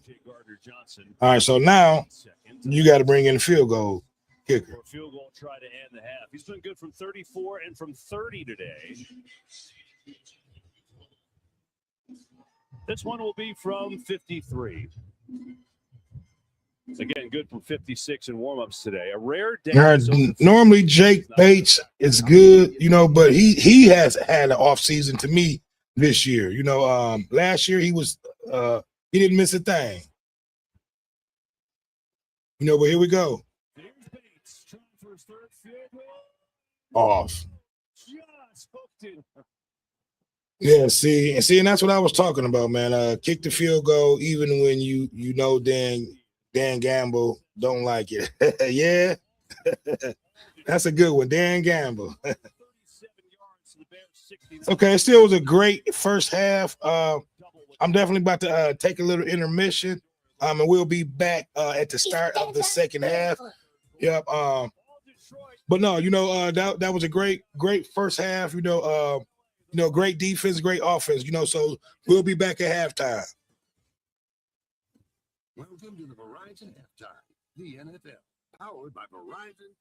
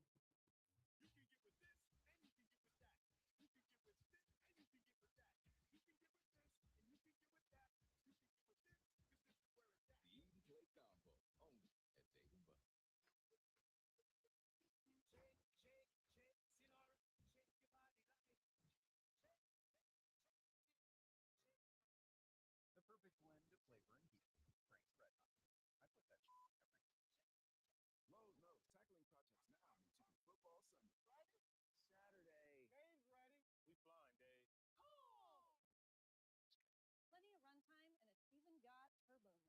That's what they called me in college. I bet they did. DraftKings Pick Six. Play it right. That multiplier could go off. Could be 25x or more. Pick Six is daily fantasy with big upside. Compete against others and your payout could catch fire. New customers get $50 in Pick Six credits for playing a $5 entry. Ride the upside. Power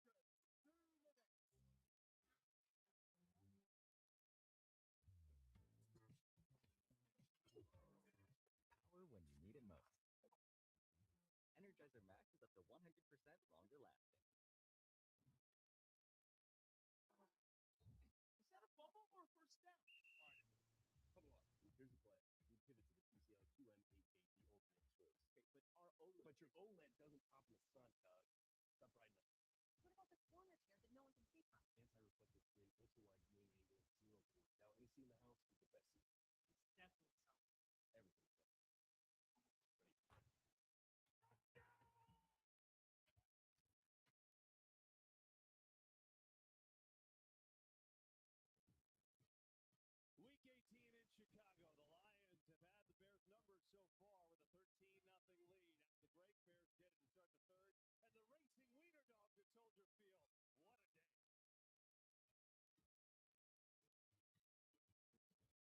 Grab my arm because I'm going to pop over through. They're way worse dads than me, okay? Stalin. Thursday, comedy premieres January 15th on Fox.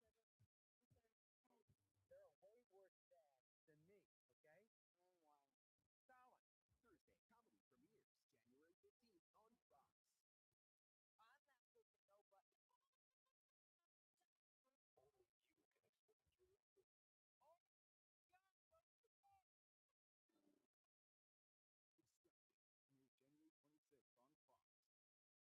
Hi, Dad. I'm going to cook and then I have to go. What? On mine, it hasn't been right.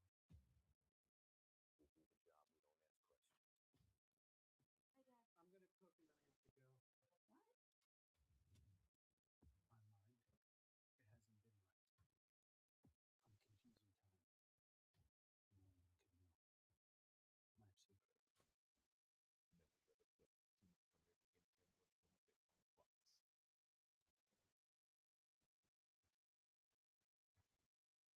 Let's go! We're playing time. Let's come out of here with a win.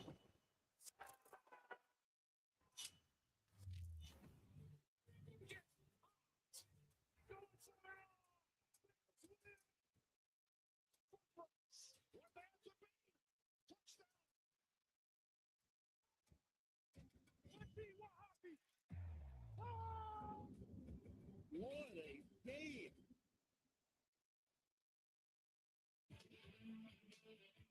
Kurt Menefee with a bespectacled Michael Strahan. Well, he used to be in next to Terry Bradshaw. Thought I'd fill in and wear his glasses. I can't see far, but I can see up close, so that's all I need, Kurt. Let's get going. The Jaguars looking to clinch the AFC South with a win. And Cam Ward, Titans quarterback, left the game early with a shoulder injury. Trevor Lawrence dropped back in the pocket, delivers a strike to Parker Washington for the 23-yard touchdown. And then that's, 300 yards down the middle with that swing like you, Kurt. And there, Trevor Lawrence to Quentin Morris, a 5-yard touchdown. That was Lawrence's third of the day, and he now has the single-season franchise record for total touchdowns with 38, passing Blake Bortles, and he surpassed 4,000 yards on the season. The Jaguars clinch the AFC South. If the Saints win, the Buccaneers win the NFC South. If the Falcons win, the Panthers win the NFC South. And Kirk Cousins, he's doing his part, drops back in the pocket and deliver the nice throw to Drake London in the back corner of the end zone for a 15-yard touchdown, celebrated with his teammate, young man. And Tyler Shuck for the Saints, intercepted by D. Alford. Didn't make it to the end zone, but put them in position for a nice score. And then Tyler Shuck again, he said, I threw a pick. Now how about I throw it to my own guy for the touchdown? Nice one-hand catch there by Ronnie Bell for a 15-yard touchdown. The Saints attempted an onside kick, recovered by Kyle Pitts Jr. And in Atlanta wins the game 19-17, and the Panthers win the NFC South. Well, Myles Garrett started the day 1 sack away from setting the single-season sack record. He had 22. Michael Strahan, T.J. Watt on the record at 22.5 until that. Yep, until that right there, Myles Garrett around the corner. Let's take another look at this. This guy is so powerful and just flexible, big rip and dip. He got that sack, 23 sacks in a single season, an unbelievable record. The records are meant to be broken, but that won't be broken anytime soon. Welcome to Fear Factor House of Fear. This is going to be brutal.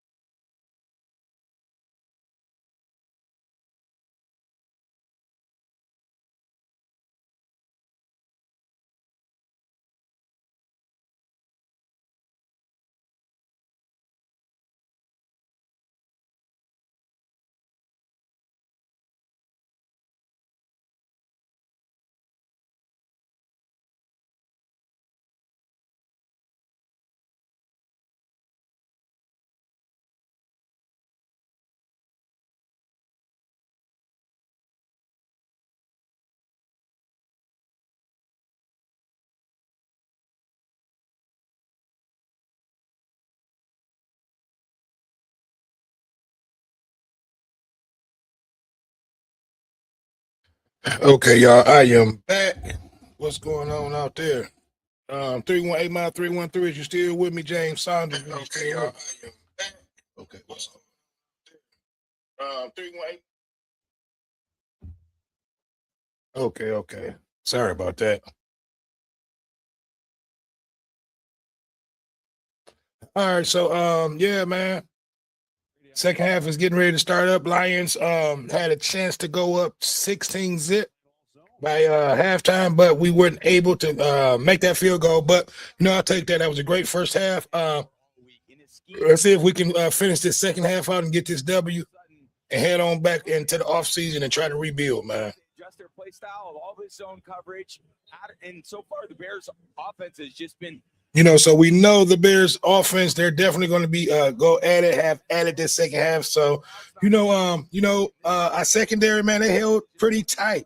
That we really wasn't tested that much going down the field, but for the most part, I have nothing negative to say about that defense. I'm just mad that our offense left a few points out there on the board that we could have got. But, other than that, we played a good first half from the offense and defensive side of the field. And I've seen way too many mental errors. I said, what do you want to change about this offense? He said, we just need to score right here coming out of halftime. Defensively, the Lions have been 4 for 7 on third down. So you can guess what he said he wants to see a change defensively. Get them. All right, here we go. 1st and 10, Chicago from the 30-yard line. Handoff, maybe pick up a 2. There we go downstairs to Tom Rinaldi. Well, Dan Campbell started on the defensive side of the ball, saying that he was pleased that they're getting some pressure on Caleb Williams and then having the discipline to keep him from getting out of the pocket and getting yards with his feet. Offensively, happy that they're moving the ball up and down, but they need to score touchdowns when they get to the red zone. Finally, about his team's competitive spirit in this half of football. Really pleased. This one matters to us, and we need to finish, he said. They played like it. Here is Caleb Williams looking to get something going. Fires over the outside. That's a completion, but short of a first down as Loveland hauls it in. And for these Bears. All right, we got 3rd and short coming up. They haven't done much. A couple of quick punts. And then they had that nice drive that converted 1 4th down, but then were denied on the second 4th down try on a 4th and 1. And that's been it. All right, here we go. Bears are in the playoffs. They're either a 2 or a 3 seed. And shotgun. And that would mean a matchup with the Packers here. Caleb. Come on. Incomplete. Don't throw no fucking flag neither. That's good defense. There we go. Great tight coverage you've seen on Loveland. That's kind of a mismatch for the quick. That was good defense. With the size. That was great defense. I thought they was going to throw a flag on I don't want to chop his last name of Alcine or however you pronounce it. Just been a flat game for this Bears offense and for the Bears defense. And you finish. Now we got to be able to do something with this on this offensive drive. What you've had going for the last 2.5 months. They just have not got one spark here the entire game. Let's go. Let's go. Here's Raymond. Makes a catch up at the 20. Lions defense does the job like they've been all day. And a red-hot Jared Goff and this Lions back on the field. Jared Goff. What are you going to do this second half, y'all? For the most part, this offensive line has held up. It's kept him upright. He had a few hurries, that he had to get rid of. I don't think he's been sacked yet this game, if I'm not mistaken. But for the most part, he's having a great game. Yeah, we just need to get the ball in the end zone. This second half a little bit more. Like I said, we left a few points on the board in that first half, but we can get it going in the second half. I just want to see these boys play a good game. I want to see the guys that we do get back there that's in the secondary. I want to see what they have, because they're competing for spots for next season, is what guys are out there doing. So this game means a lot, like far as things like that. You got guys out there that's competing for spots for next year on the team, and then for other teams too, not just for the Lions. Other teams will be watching this film work, and will be watching these games like this, for different players that they may want to add to their squad. So, this is valuable time for players who may not get, much look or much playing time. Meaning, in the secondary for Detroit, meaning that, a lot of our starters are out. So for this game, the guys that's back there, they're playing a pretty good, solid game. you know, and what that means, other teams will see this game and be like, okay, you know, he's a free agent. He may be available. You know, they'll look at this game and, you know, players like that will be picked up in the offseason or as free agent. So yeah, man, it was a few good games earlier. You know, I was able to watch that Cleveland game. I saw your boy get the sack record. And Cleveland was able to get another W ending the season. Catches 110 yards. St. Brown is doing his thing out there. Really against C.J. Gardner-Johnson. Yeah, they found a man-to-man coverage here. This is early in the game on one of their first third downs. Coming back where Gardner-Johnson has no help in the middle of the field. And You know, seeing this is the Jared Goff that we're used to seeing. Press out, they call that. And Gardner-Johnson just 2 yards away. All right, here we go. 1st and 10. St. Brown, 9 catches, 110 yards. Let's go. He's got so much confidence on Amon. And the other thing about it is Goff knows what Amon is on every play. Hand off to Gibbs, up the middle. Let's go. Oh, play away from busting that bitch. Let's go. You know, that's who I want to see in the season off. What a good game. You know, for the last really 3-4 weeks, he has been struggling. They've had to settle for a couple of field goals down there. Yeah, the execution play after play has been very good against this Bears defense. And the Bears defense, again, they are the ones in the playoffs next week. They got to gain some confidence either in the man coverage that they've chosen to play a lot of or to get back to some of these turnovers. Here we go. Gibbs again. You know, you gotta excuse me. I'm listening to a little bit of what they're talking about too at the same time. Win, they get the 2 seed, which means a date with the Packers here, which would be the 3rd time they've played them in a month. Yeah, you know, like I was telling Big Hen, I'm like, I don't think Chicago want that.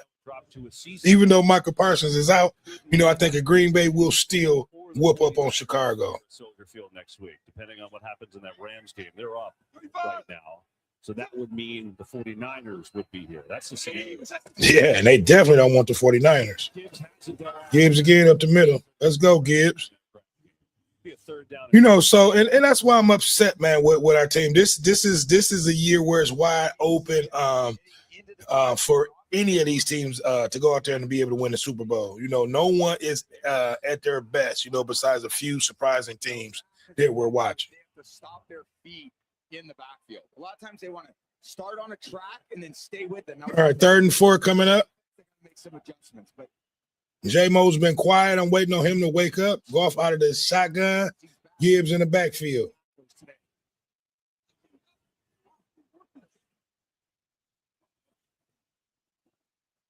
Oh, my God. 4 of 7 on 3rd down, and this play's blown dead.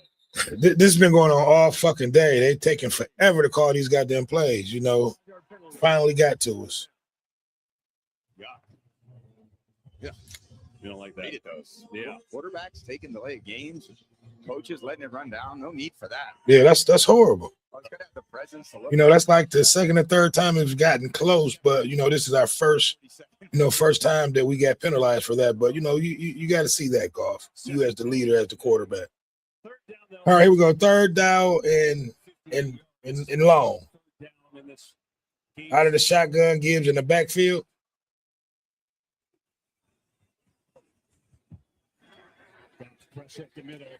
Got them goddamn happy feet. See, that's the shit that I be talking about when he could have stepped up. You know, and this is exact the prime example of what I talk about.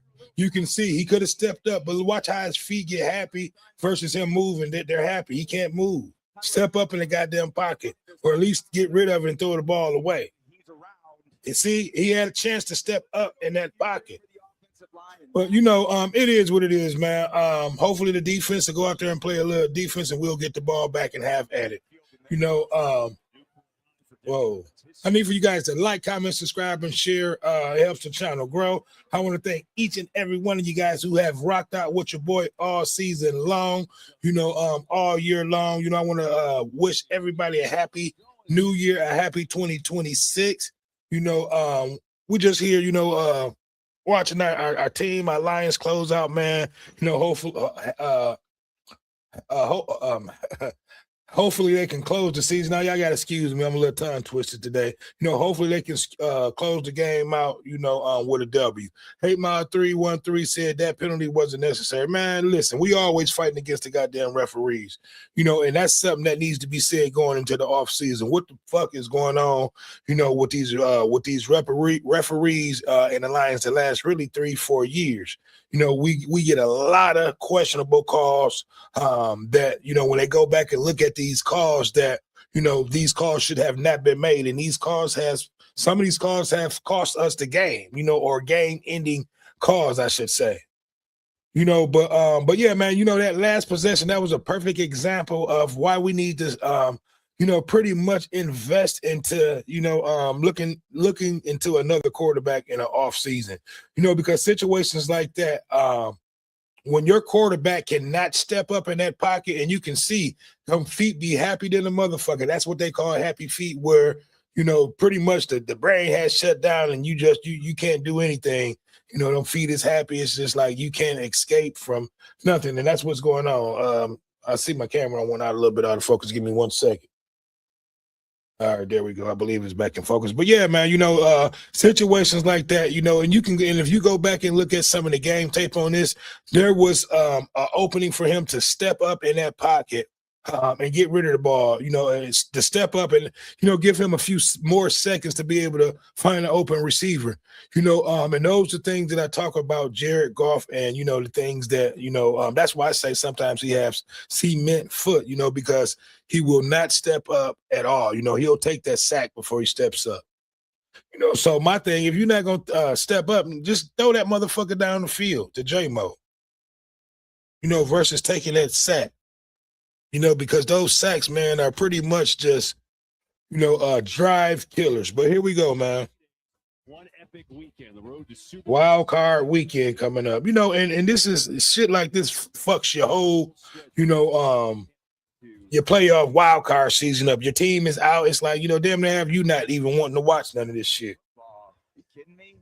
Any better than that? That's why I keep my teams open, man. I don't, I'm a Lions to the end, but I do like other teams, and I do, because if not, man, you will close all this shit out. You will be ready to end the season with the Lions, and shut this shit down. But here we go. So we know Ben Johnson is going to try to get this offensive going this second half. So we have to be able to close this shit out. If we can shut them down, one more drive, kind of, I'm not gonna say put the game out of reach, but we'll be able to put a little bit more pressure on Chicago in its play calling and that quarterback. Tire this defensive line out. There's Bird in motion. Let's go. Oh my God, see shit like that, man. Missed tackles and things like that. But it is what it is. Come on, defense. Let's start over. Let's get back to the basics. Because that should have been a tackle for damn near almost a loss, really. He overplayed that. But the twitchiness of this young stuff. Come on, Barnes. Really come alive as the season's gone on. And I like Barnes. He's a good linebacker out there. But here we go. 1st and 10 from the 45-yard line. Swift pick up a 6. Territory he goes. Got a nice block from Jackson too. Against this Lions defense with Kelvin Shepard in his first year, and you talked about the half. He's changed his stripes last few weeks. This is a heavy man defense team. They were last year with Aaron Glenn, and he's totally been playing a lot of zone shit. Yeah, when you lose Terrion Arnold and Brian Branch, Kirby Joseph, Harper's down. They just haven't been able to play that style. You got to play a lot of zone when you lose your whole secondary. 0 man snap so far. Come on, man. The fuck the defense at? Wide open. And you see just, again, a little more concerted effort, get Caleb out of the pocket. When he's out of the pocket to his right, he sees. Yeah, see, that should have been caught, but where was the defender? He can scramble. That part, he's got his receiver wide open, makes a good enough throw to Walker. And and Ben Johnson is the type of coach, he'll come back with that same play. His percentage is creeping up. Certainly was a catchable ball. 3rd and 4 coming up. Let's put a little pressure. Four-man rush. Williams. Come on. Escapes. Looking and Swift. Didn't get it. As Campbell, a pretty good coverage on him there. And See, and Swift wasn't a good catcher when he was with Detroit. He was injury prone. You know, we talked about that earlier. You know, which he had. He's having a great season, over 1,000 yards. But, you know, the thing on him, he was injury prone. He was never there, you know, consistent. You know, they're going forward. You know, he got that Dan Campbell mentality in him still, I see. To give Caleb a chance to kind of throw in his back. You know, see, and this is shit that'll cost you playoff games, cost you your motherfucking career going forward on 4th and 4, you know, on your 50-yard line, especially if you don't make it. I knew they was going to call a fucking penalty. Didn't get it. Offsides, though. free shot, and he knew it. Bullshit. Just knocked it away to save the big one. Smart play by Caleb. Trying to take advantage of the offside. I think it was maybe Lopez. Offside defense, number 51 in the neutral zone. Hey. Penalty results in a first down. Front of the helmet. Any way possible. Yeah, man. See. Caleb just understanding, okay, I've already got the first down on the offside. Let me try to launch one up in the air, regardless whether it's double coverage. Maybe we can make a big play. All right, here we go. 1st and 10. Enough on that with the pressure that he faced. You know, we definitely dodged the bullet on that. Give him the first down. So the Bears have something going here. All right, 1st and 10 from the 45. From the 43-yard line of Detroit now. All right, hopefully we'll get these 5 yards right back. He's going to be moving back. False start. Offense. Number 2. Let's go. Penalty. First down. That's on DJ Moore. That's one area that Ben Johnson talked about with us. The Bears have the most pre-snap penalties in the NFL. Yeah, totally bizarre for the discipline they show in so many other areas. That's one that's just been poor. They're 29th in the league in penalties, KB. It's not good. And the pre-snap. All right, come on, defense. Y'all got me lost for words out here on that last possession. But come on. You got Chicago 1st and 15 from the Lions from the 50-yard line.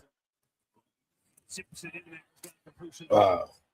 It's a good throw and catch, and Walker down to the That was a hell of a playing. That was a hell of a play, I should say. Going 100 miles an hour. That's why. That had a little sauce on it. Walker just sticks the hand up. All right back on track. Again, they got a little bit of run game going. All right, 2nd and 4. Now they got to execute some of these passes when they've got guys open downfield. Looking down. Play action. Picked off. Let's go. Interception. That's what I'm talking about. We needed a pick. Let's go. That's what I'm talking about, defense. That's big. Normally that's Branch or Kirby out there. Brian Branch on that side, but that was big. He's got one-on-one with DJ, and Maddox just boxes him out. Got him. Because the defender has the right to play for the ball, too. You know, I thought they was going to try to throw a flag on that one. That was a beautiful he was just back there. He overthrew the offensive player. And our guy was just back there. Perfect position for the NO. There we go. And I called that. I said we needed a takeaway. We needed to shake them up a little bit, and we got it. We got the turnover that we needed. Let's go ahead. We got the ball back without giving up any points. So now we just need to go ahead and get back to establishing this run. With Gibbs and Montgomery. You know what I mean? Run some of this clock out. Use what they just said against us. Let's tire this defensive line out now. Let's run these hogs out here and run these boys up. For the most part, man, this defense has played a pretty good game. You know what I mean? So we just need this offense to go on ahead and just put it down and close this game out. We got one more quarter to be able to hold on and close it out, but I want to put up a few more points before this last and final fourth quarter comes. But give me your thoughts. Give me your thoughts on this game so far. 8 Mile 313. How has this defense looked, man? I called it. I said we needed a turnover. We need something, to go our way, and we finally get that turnover. So hopefully we can get some points, off of this turnover. Yeah, good play for sure. Definitely, we needed that.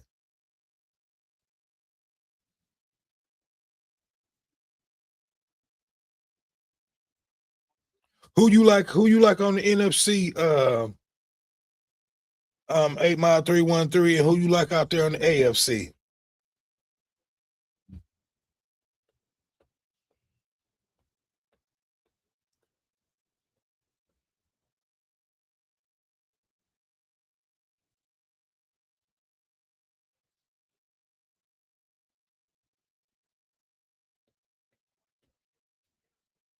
Here we go. Back to the game.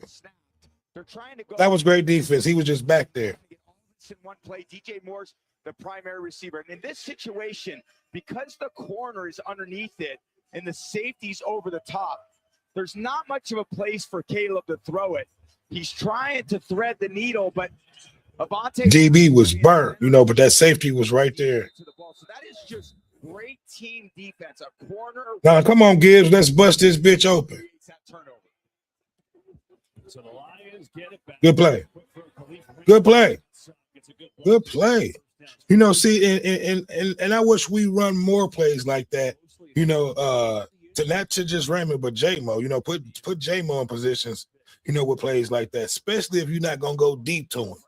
He's just done such a great job protecting the football, and I don't even consider that a terrible throw. The ball's just, he had to really thread the needle. Defensive player makes a play. You've got DJ Moore going down there. You'd expect DJ to. All right, here we go. 2nd and 1. Gibbs in the backfield. Short, so it's a 2nd and 1. Golf out of the shotgun. Go deep to J-Mo. There we go. There we go to Raymond. He got room. There we go. Wow, Raymond stole Amon-Ra St. Brown's notebook. Watch this. Got a little option route. Someone called that a Rico route. And then breaks in. Them little feet be moving. Nobody on him. Again, beating CJ Gardner-Johnson. That was a hell of a play call. See, and we got to mix it up and do more stuff like that. We with Goff, look, Goff, to me, coming out of that shotgun, and I got to see what's that last play out of shotgun. More plays like that, need to be called for Goff. Let's go, Munt. Let's go, Munt. See, that's what I'm talking about, man. The Lions offense doing their thing. And don't get me wrong, on some plays, and I will call some of those plays on the offensive line, where he drops back and the line just totally collapse, but sometimes that line it'll collapse and the line will still give you an options to be able to step up in that middle. He has to be able to step up. If he can step up and get through that middle and allow himself to get a few more seconds, he'll be okay. Now, there we go. Bam, play action. There we go. Or run a lot of play actions where you're not just standing there, or you're running away from a defender. You know what I mean? Today for the Lions in this direction, and you got Jamison Williams going across the field. He's one guy that you don't want to be in man coverage against that guy. Yeah. It's what his own coach. Because don't get me wrong, the guy that we are listening to commentate, at the end of his career, his legs was not there. But the offensive coordinator would draw up plays and things like that for him to get rid of the ball quick, play actions and things like that. Montgomery, let's go. Keep it moving. So yeah, running the rest of this run the rest of this quarter out, on the ground with Montgomery and Gibbs, and that's going to allow for play actions to open up in this late in this fourth quarter, maybe early in this fourth quarter, maybe late in this third quarter. You may be able to get a quick play action touchdown to the tight end or J-Mo right here. If they play it right. It look like we're setting them up for that right now. Okay, there we go. Let's go. You know, but that's even better. Continue to run the clock. I understand you can't take Jahmyr Gibbs off the field. He's too good. Montgomery. Because of that, David Montgomery has lost a lot of reps this year. But there also is a little personality that he gives them when he's on the field. Definitely. You know, and that's what I'm going to miss about Montgomery, because more than likely Montgomery will not be back next year. Substitute that much at linebacker, a little bit at D-line. But when you sub in the backs and they stay fresh over the course. All right, here we go. 1st and 10, Goff out of the shot. No, 2nd and 1. Goff out of the shotgun, Gibbs in the backfield. Okay, that's Montgomery. Gibbs going to get the handoff. Oh, Gibbs. There we go. Be enough for a first down. By the way, Montgomery has thrown a touchdown. A lot of people don't know Montgomery was a quarterback, I think, in high school. Touchdowns in his career. Wow. So I mean, you know, it's week 18. You never know, TP. Yeah, like I said, there's a lot of special plays, gadget plays. You know, you've had just in your arsenal, and Dan Campbell's never. Okay, 8 Mile 313 said NFC. I got the Rams, which I got them to. AFC. He said, think about it. Okay, AFC right now. Normally I would go with Kansas City, but I like Buffalo. I like Buffalo. Stop it here. Look at the Lions. You know, but I say if Baltimore can get past, which I'm a Pittsburgh fan too, but if Baltimore can get past Pittsburgh, they're going to be dangerous too. You know what I mean? So it's a few teams, you know, that I will root for if my teams are knocked out. You know, because ultimately, you know, I love Mahomes, man. I love what he's done as a quarterback, you know, for Kansas City. So you know, that's who I put my money on. Put it that way. You know, but I'm a diehard Pittsburgh fan too. You know, so I do want to see them go out there, you know, and get that win and win that division, man, and keep Tom Hamlin, you know, job alive, you know, because, you know, I'm not going to say he's struggling, nothing like that, but this definitely has been an off year for Pittsburgh, you know, but, you know, hopefully they'll get this W, you know, but like I said, if they don't, you know, I won't be mad to see Lamar Jackson get, you know, a chance to go to this playoffs, you know, and another chance to be able to win the Super Bowl, because that's, I would love to see him, you know, go out there and win the Super Bowl, man. You know, I'm not going to say he deserves it, you know, because he hasn't proved himself yet to be able to you know, get to an AFC championship and get past that hump to be able to deserve, you know. So, but, you know, I want to see him win. Yeah, but I think this is his best year to be able to do it, you know. So same thing for Josh Allen. Anytime the top guy is out, and meaning that Mahomes, he's out, you know, that opens up the door, you know, for other teams that's, you know, that's just been right there but not able to get over that hump, you know, because Pat Mahomes just been in the zone for the last really 5-6 years, you know, probably longer than that, you know what I mean? So you know, it lessened their opportunities to be able to win it, you know. So the door is wide open, you know, for all teams out there in the AFC, you know, and it's always you know, for any team, really pretty much for the NFC, you know, it's pretty much whoever dominates and have that best year normally goes out and dominate, you know, like the Rams. They've been dominating all year long, man. You know, like the Lions, we have been dominating for the last 2-3 years, and we have been predicted, you know, but, you know, that window for us is closing up. But here we go, back to the game. This might not mean anything. Okay, James Sanders said, hey, guys, Seattle Seahawks will be somewhere in the mix. No, I agree. I agree. I'm not counting them out at all. All right, here we go. 1st and 10, Goff out of the shotgun. Gibbs in the backfield. Montgomery in the backfield. That should be a flag. And glad he didn't get hurt.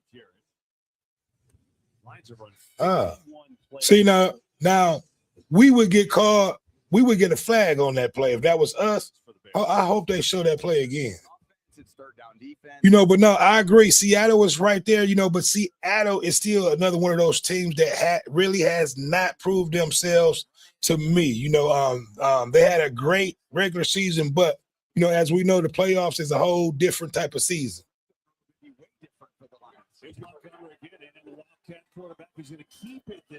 There you go. Pick up about 3 or 4. But no, man, Seattle, you know, a lot of teams has probably been underestimating them, but you know, they had a great year, man. You know, and we'll see what type of team they'll be in the playoffs, man.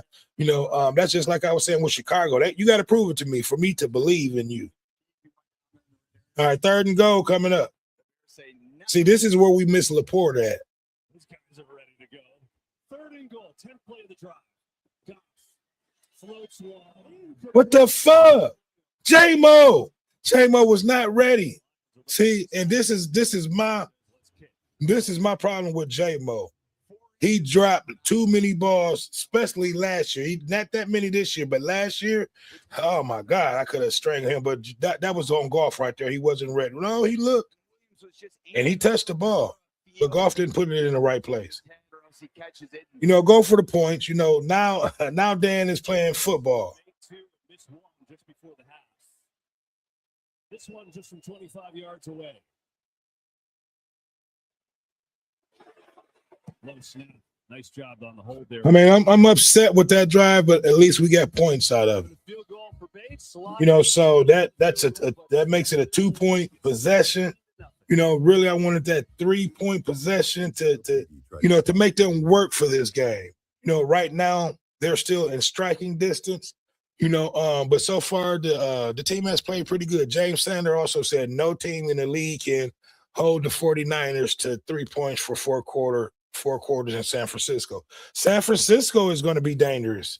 You know what I mean? So that's why I say teams like Chicago, teams like Seattle, you know, I don't think they'll be able to match up in the playoffs with teams like the 49ers or the Rams. You know, playing with the Rams, listen, the thing is with the Rams, you got to be able to put up points to be able to match them. You know, and the Lions even did that. You know, our defense just could not stop their offense. You know, with Jakku over there, that motherfucker is a beast. You know, but their defense struggles at times. So, you know, but it's hard to stop their offense. So I'll say my top team out there on the NFC would be the Rams. And my top team right now, you know, out there in the AFC. You know, and I would have to say I'm going to have to wait until after this Pittsburgh game because Baltimore, they're going to be dangerous if they make it to the playoffs. You know, and don't get me wrong, I like Pittsburgh, but they struggled all season long.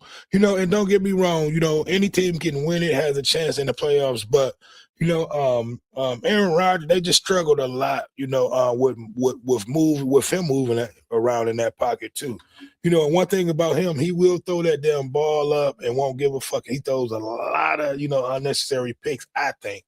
You know, so but you know, but I'm gonna say, man, Buffalo to me would be that top team out there in the AFC, either Buffalo or Baltimore.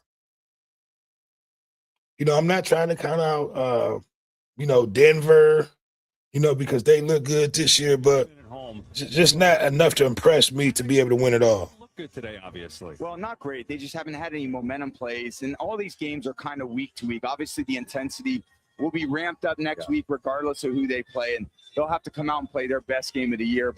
You would love to go in there with some momentum. I know our coach, Coach Belichick, over a long time used to say, it's not who you play, it's not where you play, it's how you play. Yeah, and that's a fact. Look at that. You could say the Lions are on the road and it doesn't mean much, but they are playing very good football, and that's why you see the result of the score being 16-0.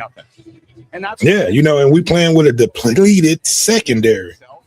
And with that playoff intensity, you would expect all these teams in the playoffs that have qualified to be at the very best. No doubt. So the Bears will take over. We've got another game break with Carissa Thompson. Yeah, but no, man, you know, this has been a pretty like this. Tank Bigsby takes the handoff, gets in for the 2-yard score. Eagles in front 14-10 as the Bears fighting for that 2 seed. If they lose and the Eagles win, the Eagles get the 2 seed. Yep. And you know what? And the Eagles really didn't even impress me last year, or I'm not going to say last year, but especially not even this year. They don't even scare me. You know, so it's wide open really on the NFC side. You know, but here we go. 1st and 10 for Chicago on the 30-yard line. A little pressure coming. Wow, he almost completed that. You know, and this is where Joseph Kirby and Brian Branch is missing. Yeah. Running the opposite direction, and then still has enough pace on that football to drive it. Because Kirby would have came and snatched that bitch up out of the air. You throwing shit up like that. That would have been pretty ridiculous. Loveland's been the only guy that has 6 catches for 47 yards. No one else has more than a catch. You know, but here we go. 2nd and 10 from the 35-yard line. Hand off to maybe 3 yards. Up to the 41.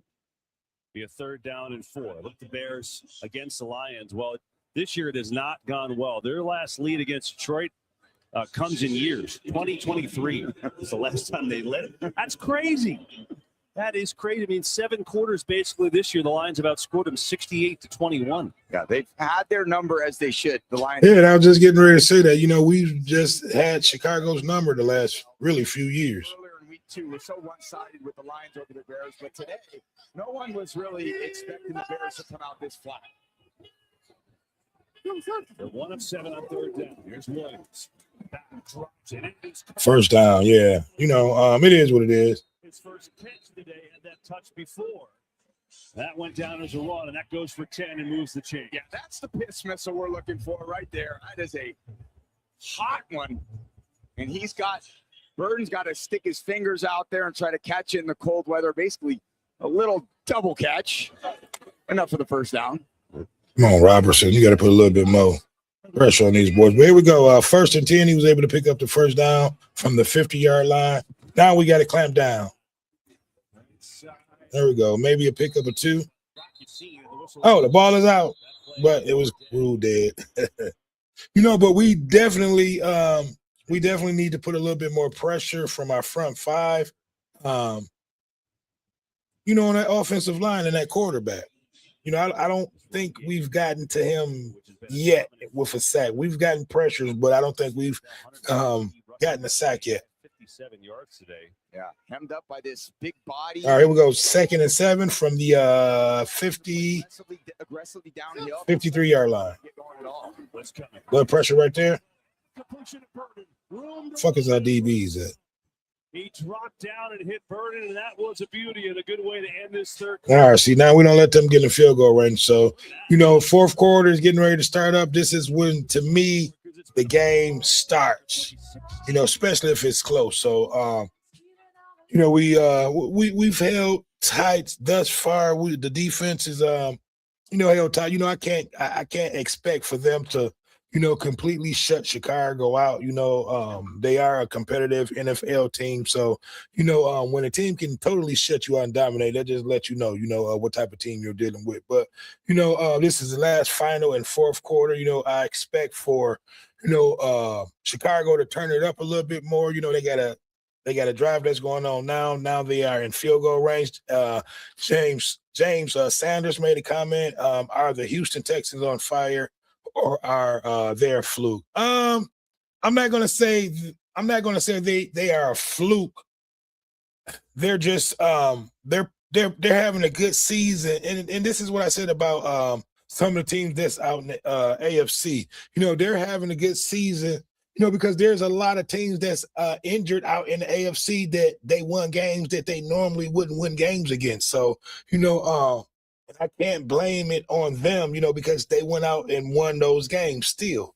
You know what I mean? But, you know, you had a lot of teams that has – listen, and you can probably admit to this. You know, Houston, you know, they're normally on the, you know, on the losing side of the field, you know, around this time of the year. You normally have, you know, Pittsburgh, Baltimore, Buffalo. And let me name one more team that I'm missing that's normally out there doing their thing. You know, but I don't want to lose my track of thought. But yeah, you know, that's why they're looking pretty good this year. You know, because you have a lot of the top teams that has not had a great year this year and lost some few games. You know what I mean? Like Buffalo, like Kansas City, that was eliminated. So, they may have lost maybe one game each for the top teams out there that normally that they would lose. So I'm not going to say they're on fire, or I'm not going to say it's a fluke. They just ran into some injury depleted teams, this year that they were able to pull out some wins. And 8 Mile 313, give me your comment on that. What do you think? Do you think Houston is on fire, or are they a fluke, or are they just lucky that a lot of the top teams has been injury depleted and not normally what they are in past seasons, I should say. But here we go. The beginning of the fourth quarter. Who wants it more? Can Detroit close it out? We are up 16-0. 2 possessions. Start this fourth quarter. Detroit said it's on Chicago. See what we got. Ben Johnson looking at that play sheet. Neutral zone infraction. Oh my God! So I may have to stop it for a second. If I do, I'm gonna ask, and I got to give you a wrench too, James, too. I've been meaning to say that. I'm gonna ask you guys to hold it down in the comment section and just keep the comments, or just chop it up in the comment section if I step away for a second. Okay, so I'll be back in 1 second. Give me 1 second, guys, and I'll be back. Left side and treks his way down to about the 25. Again, not really uncharted territory for this Bears team. We've seen them down like this in plenty of games this year. They found ways to get turnovers. They found ways to get score, and it's kind of been a magical season. But it's not necessarily the most sustainable thing in the long term. It's not the most sustainable thing in the playoffs. Can't afford to go down, 16 points in the fourth quarter of a game against great football teams.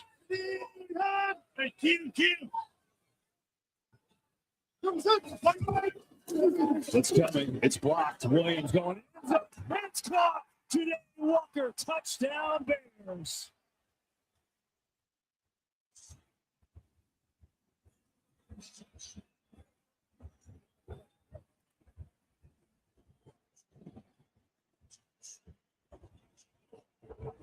Nothing fancy. Here's Walker just running a post. It's cover 4. The near safety bites down on the underneath player. And then Amik Robertson has to try to play over the top of that. But he recognizes it late, and Caleb sees it right off the bat. You game plan for that coverage, for that route. He got exactly what he wanted, and that was great execution. Yeah, now they'll go for 2, trying to make it an 8-point game.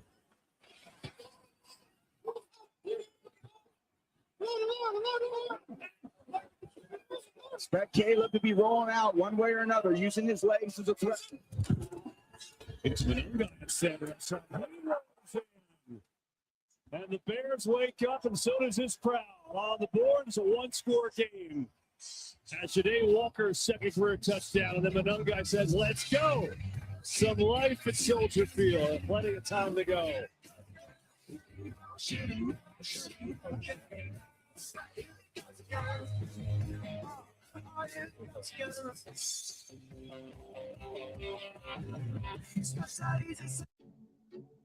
Like a relentless weed, moderate to severe Crohn's disease symptoms can keep coming back. Break away to what's possible with Tremfya. With rapid remission at 12 weeks and fewer bowel movements and less abdominal pain at 4 weeks. Most patients achieve remission at 1 year, and some patients saw visible healing of the intestinal lining. Serious allergic reactions and increased risk of infections and liver problems may occur. Before treatment, your doctor should check you for infections and TB. Tell your doctor if you have an infection, flu-like symptoms, or if you need a vaccine. Healing is possible with Tremfya. Backed by over 15 years of clinical research. Ask your doctor about Tremfya today. So guys, just smile and say, switch to T-Mobile in just 15 minutes and get an iPhone 17 on them, no trade-in needed. Why can't we just say cheese? Okay, cheese. Now you can switch to T-Mobile in just 15 minutes and get a new iPhone 17 on us. No trade-in needed. The Colonel knew folks hated Mondays, so he made sure Tuesdays were finger-licking good with 8 pieces of juicy, crispy chicken or tenders for just $10. It's TGI Tuesday. $10, 8 pieces, one big deal. KFC $10 Tuesdays.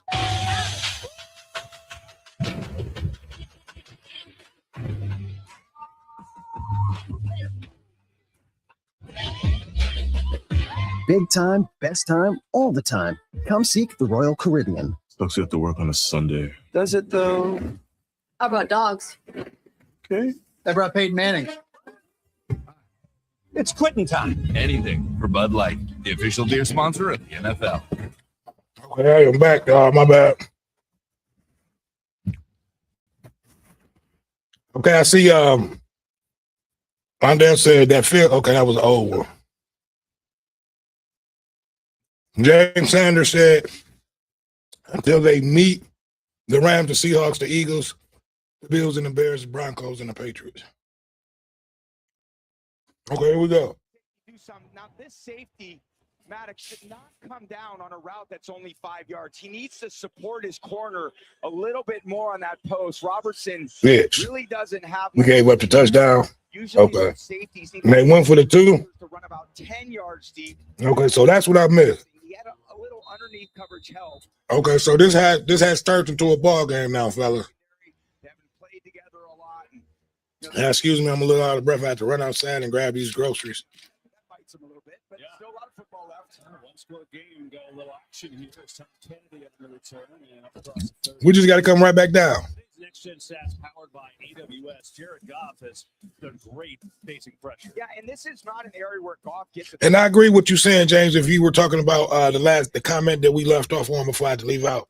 Here and finds St. Brown again.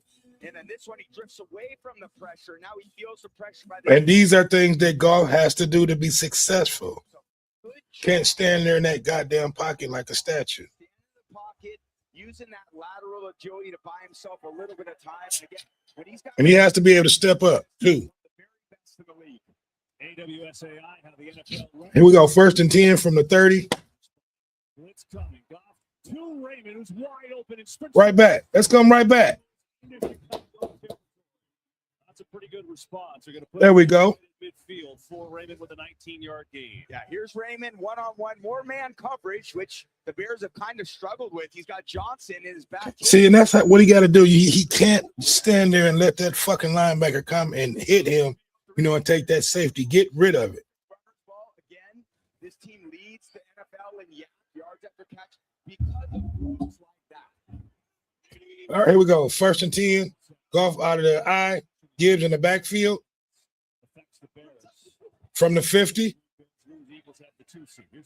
Gibbs for about 8. Pick up 9 on that one. Okay, pick up a 9. Lions offense is coming out here and saying, all right, you guys can drive the ball down the field. Well, let's see what we can do. We got a little quarterback that can drop his arm down and find open receivers, and then Gibbs leaning on that defense. You always are kind of waiting for Gibbs to just break one off. Yeah, I swear I was just thinking that Gibbs needs to break one. He hasn't broke one yet. 2nd and 1 coming up. This would be a good play to go to J-Mo downfield deep, or for Gibbs to break one. Looking for a seam. Stretched up pretty well. Didn't get the first down. Come on, Gibbs. TJ Edwards there. He did not get to the first down marker. James Sanders said Goff never takes off running like certain other quarterbacks because he doesn't have the feet to be able to do that. So what I need him to do is just kind of step up in that pocket. So when it collapses around you, you can step up. I know he doesn't have the feet to be able, to scramble around like Caleb Williams, but don't just be standing there like the Statue of Liberty. All right, here we go. 3rd and 1. Gibbs in a semi-shotgun. Goff to Gibbs to Montgomery. Now run it. Fuck. Was the intended target, but he was well covered. See, that was a play that we threw a touchdown on him on. I don't like plays like that on 3rd and short. Come on. That was a horrible call, Dan. You see Brisker at the top, the veteran safety. That ball goes away. He's not buying it at all. He says, no, I'm going to stay home. I can't affect anything on the front side anyway. I'm going to do my job back here. They try to get the to go off.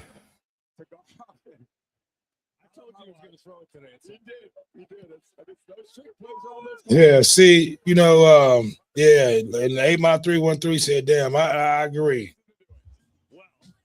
But it's a ball game. We're gonna see what this secondary gonna do coming back out on this next possession. And see what we can do, man. Like I said, I wasn't expecting for us to, completely shut Chicago out, but I was expecting for us to get this win. In the GMC Sierra HD AT4X. For us to get this win. 0.9% APR on 2025 GMC Sierra heavy duty models.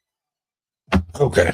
Just want to make sure my audio and everything was still everything. But look, I need for you guys to like, comment, subscribe, and share. If you have not subscribed to the channel, please hit that subscribe button. It helps the channel grow. It helps the videos and everything get out. It helps me get in a YouTube algorithm.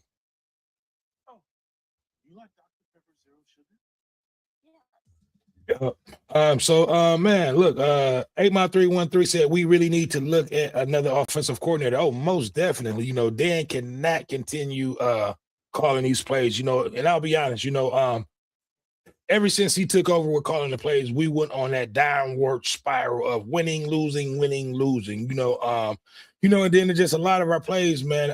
I agree. Dan is not an offensive coordinator. Not saying that he didn't do a good job at calling the plays. We need someone else in there. That's not Dan's job. But no, I agree 100%. Who would you be looking at 8 Mile 313?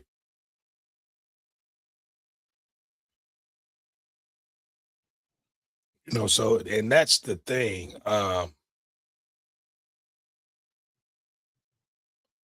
And that's the thing. I think Dan just he was doing too much this year, with the plays and the going for it, and things like that. So we're definitely gonna have to get an offensive coordinator in there. Great 7-3, and he's thrived in the late game situation. When trailing, 18 touchdowns, 3 interceptions, and how about the comeback wins? 6 of them trailing 2 minutes or less. All right, well, it won't be this game. We definitely gotta you know what, we have to make a defensive stand on this drive right here. We cannot allow them to get any more momentum than what they already have. Chicago Bears game. They have no quit in them, that's for sure. And they've got plenty of play. All right, here we go. 1st and 10. Backed up deep in their own territory here. We saw that graphic on that last touchdown. Caleb Williams, a single season, best season in passing Bears. Handoff. Swift going to get maybe a yard. I know they've talked about that stat about, there's been no 4,000-yard passer in Bears history, and they're trying to get Caleb Williams to that. Ben Johnson's like, it's just a number. But the Bears fans is like, no, it's like the unicorn. We got to get there. Got to get some quarterback to have average 16 games. I know we're in 17, but 250 a game. No, don't get me wrong. Chicago has a good quarterback in Caleb Williams. I wish we could have him as a quarterback. He's a great young quarterback that's developing. He has a great coach that'll be able to develop him, going forward. Come on, defense. We gotta start putting some pressure. I have not heard Muhammad name today. Is he even in there? Be a Bears offensive coordinator and be like, hey, let's be the greatest show on turf. Yeah, it's a metaphor for throwing the ball all over the yard, because in these conditions, you get rain, you get wind, you get cold, I saw the Cleveland game here 3 or 4 weeks ago. It's -10 wind temps. What up, though, Joseph Knows? Someone with Caleb's arm, he can do it. Oh, yes. Let's get that. That's big.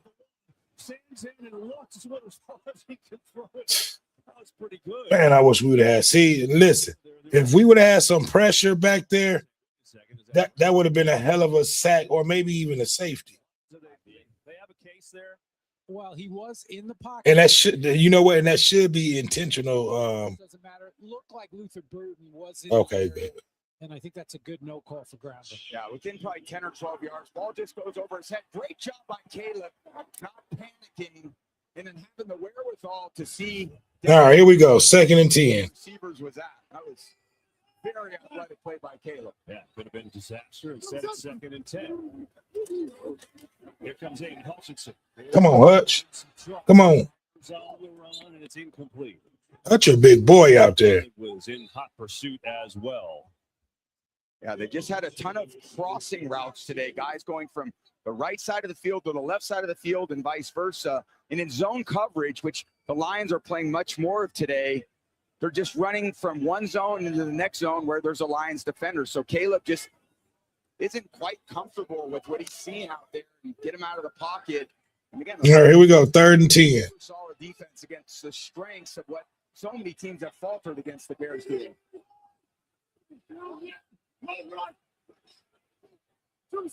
3rd and 10. Blitz. Williams over the middle. It's Oh, my gosh. breaks a tackle too for Cole Kmet. And they sent everybody. Oh, boy. But nobody gets home, and nobody's really accounting for Kmet. I know Rodriguez is there trying to take two. Come on, Campbell. You got to.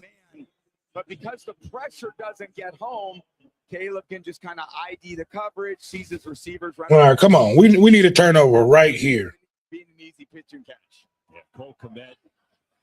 All right, 1st and 10. First winning season for him. And Caleb Williams out of the shotgun. Back in the backfield with him. Quick pitch out. Wow. into Lions territory. It's another first down. There you go. Now it's all kind of. All right, we got to slow this offense up. Plays out of the pocket. Now you get the screen game going to Burden. I think they went in at halftime and said, "Hey, we got to get Luther Burden the ball. Let's let him touch it, get into the defense." So hard to get on the ground. He's one of the best. Okay, we got to slow this offense up a little bit. They're starting to get in a little bit of a rhythm. You know, so we need some pressure from our front five. Yeah, they definitely getting in some rhythm, and there's no pressure coming from our front five at all. That time. Well, DJ Moore showed him being looked at or talked to on the sidelines. Let's see if anything occurred here. Yeah. Ooh. Not much. Clearly, maybe tweak something. He's up and All right, second and 2. He's been out for a while with that chronic foot injury. Missed the last month. So watch out, because this is, you know, we know they like to take strikes downfield on short downs like this. So be careful. Right over the middle. His 8th catch, that's a season best for Colson Loveland. That's where we get killed a lot, is over the middle with a tight end. I don't know what it is about who we have out there, but our middle is always open, you know, for that tight end. It's horrible watching those plays. On time. And that's one part of the progression that I've seen with Caleb Williams this year. When I covered him early in the year. All right, here we go. 1st and 10. We need something to happen, defense, from the 10-yard line.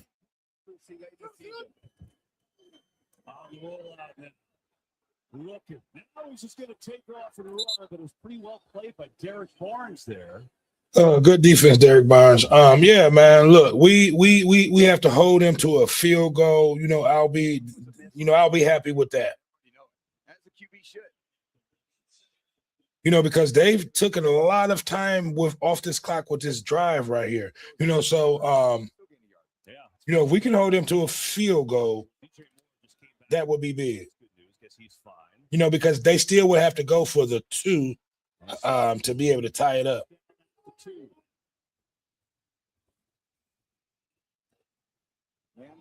All right, here we go. 2nd and 9. The fuck.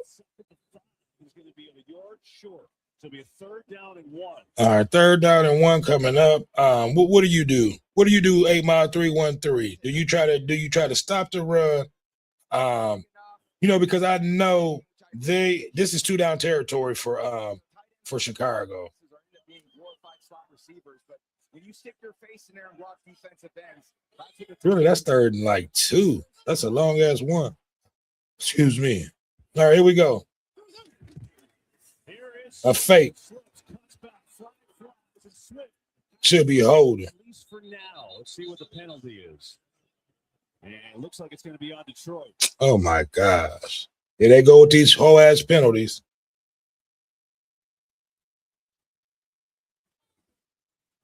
They're going to get the Lions for holding here. Holding defense number 94. Here we go. Half the distance to the goal from the end of the run. First down, Chicago. Come on, man. What the fuck? So swift. How was he holding? Almost on the ground, on the grass, then back to the right, then back to the left with the power and authority that he's got. And, yeah, you stop him, but it comes with the penalty, and that's the frustrating part. I like that. That's horrible.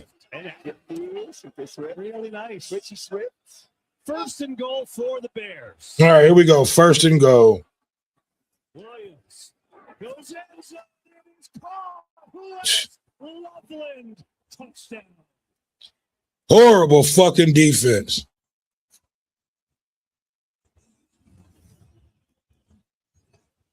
Let's see if he's got it. And he does. Dean, you like it?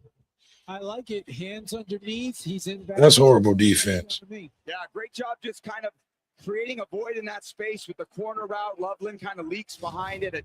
Fish. All right, they got to go for the 2 Great play design to tie this game up. Let's see if they can tie it up. Monungai the back on the tying 2-point. I thought he was out. Last time they handed off to Monungai. This time they'll fake it. Williams. Looking.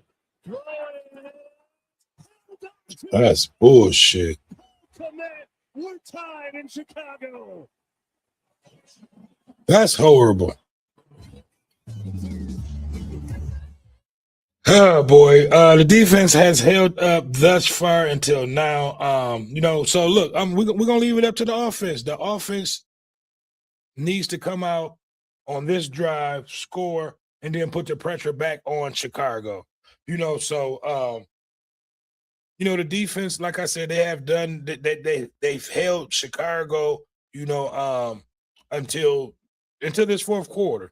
So now we have to put the ball back into the offensive hand, have a good drive on this next drive, because we can possibly close this game out with this next drive, because pretty much they ate that whole fourth quarter up with that drive right there. So we just got to come back out, keep composure and do the same. We're not behind. This game is just tied. So we're still all right. But give me your thoughts, 8 Mile 313. Give me your thoughts on this game, man. What do you think? What are you thinking? You think we're gonna be able to hold on, or do you think Chicago, the momentum have shifted?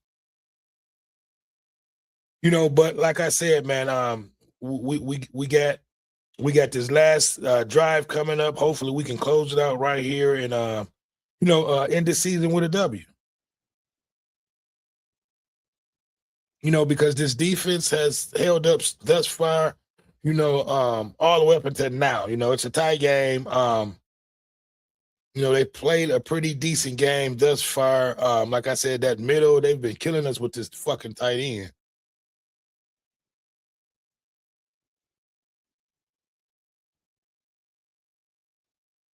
So we fell apart this last. It's the last of the end of the third quarter and the beginning of this, this fourth quarter, leading up until now, because pretty much they've driven the ball this whole fourth quarter and left us with the remaining of, the time that we have to be able to come back down the field and make this last drive. So we still can close it out. We still can win this game, and we got to do it. This is Kmet, the tight end, who actually catches a 2-point play. He is blocking Aiden Hutchins on his play. That is the responsibility. He whiffs. He falls down. Monungai picks it up. But because he knows that Caleb So we let a motherfucker fall back. to drift and make throws, he finds his way into the end zone. He's surprised. And he took a hit too. Johnson's surprised he's caught that. That's just insane. It's amazing. Bears look like they were lifeless for 3 quarters. We've done so many other games. We've seen this. They come alive at the end. They're down 16. This looked like the Lions defense of where we always allow teams to motherfucking come back and win this. You know, this is, you know, I'm feeling like this is the Lions of the old. You know what I mean? You know how they have you feeling nervous and shit. 8-313 said the momentum has most definitely changed. That field goal base miss was big, humongous. He's got this, you know, when he starts using his legs, his body warms up to get to the flow of the game. The entire first half, there wasn't much. And little Seven Nation Army, get them going. Look at Roma Dunze. He's like, let's go. You know, here we go, man. We got to close it out right here. Who's going to come out on top? I mean, you know the defense is getting – listen, they getting ready to send the defense at Goff. Here is Goff. Gonna float one out to Gibbs. What the fuck? Get him on the fly, and it's incomplete. See, and this is what we cannot do. We cannot get his ball back to Chicago at all. Stafford will throw his league-leading 45th touchdown pass of the season. This one, Tyler Higbee. Rams lead 30-20 over the Cardinals. Set. Oh, boy. Is basically for the right to play the Panthers in that 4-5 game. If that happens, the 49ers would be the 6th seed. Packers are locked into the 7th. The Eagles are now tied with Washington. And again, the Bears. All right, here we go. 2nd and 10. Goff out of the eye. Gibbs in the backfield. Why are they running him out of the fucking eye? There we go. Pick up for about 4. For a short game. And then it's going to be a 3rd down and about 6. See, and this is my thing. You know, when teams see him coming out of that motherfucking eye, they're sending that blitz. Into this defense as well. When we talked to Kevin Byer a few weeks ago, he said, man, I feel like every 4th quarter when we're close, we're going to win. That's the confidence you get coming back as many. All right, 3rd and 6 coming up. The situation. Which we know Dan is not. I mean, we got to make it or we got to punt the ball.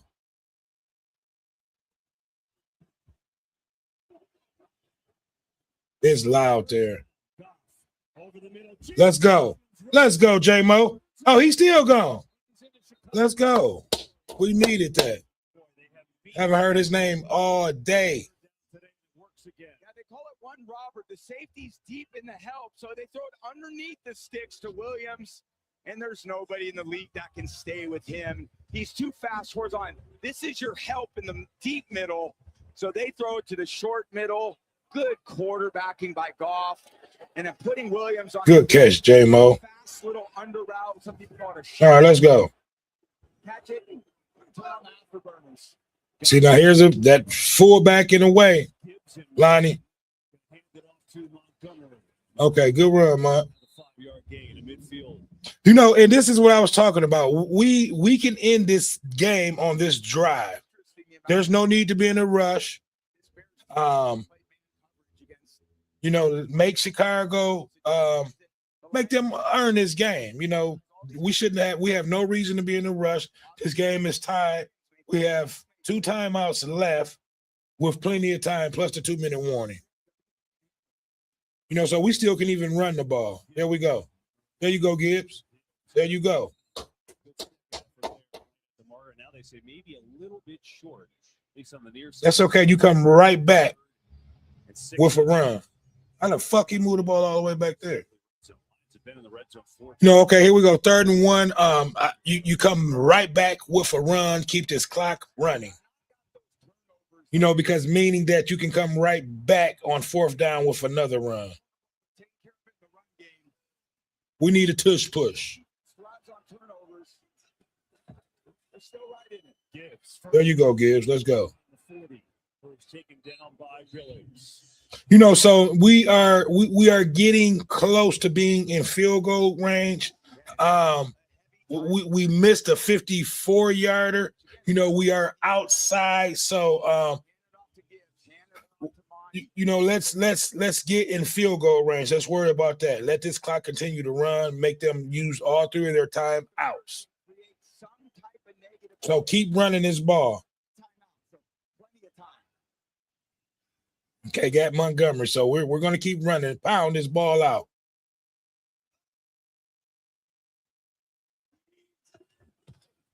Here's Montgomery.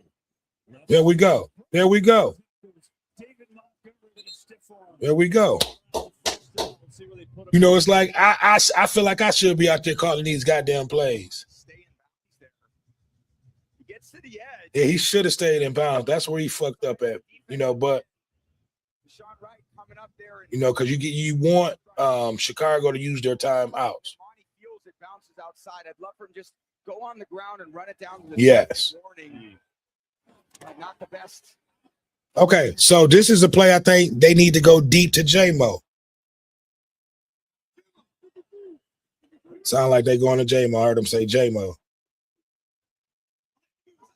Oh, we got to give us the first down. Give us the first down, baby. I did. You did it. You did it. You did it. All right, you better give us this goddamn first down. Quit playing. Let's see if he was baited. Brad Rogers, what do you got? Encroachment, defense. I was about to say they better quit playing and give us this motherfucking encroachment. All these penalties they don't gave us this second half. First down. And that's not entirely bad either, too, KB, because on 2nd and 1, you're probably going to get the first down anyway. So it saves them an extra 30 seconds. So kind of a smart call there by Dennis Allen. Maybe they have a call in their huddle saying, hey, jump offside, let him get the first down.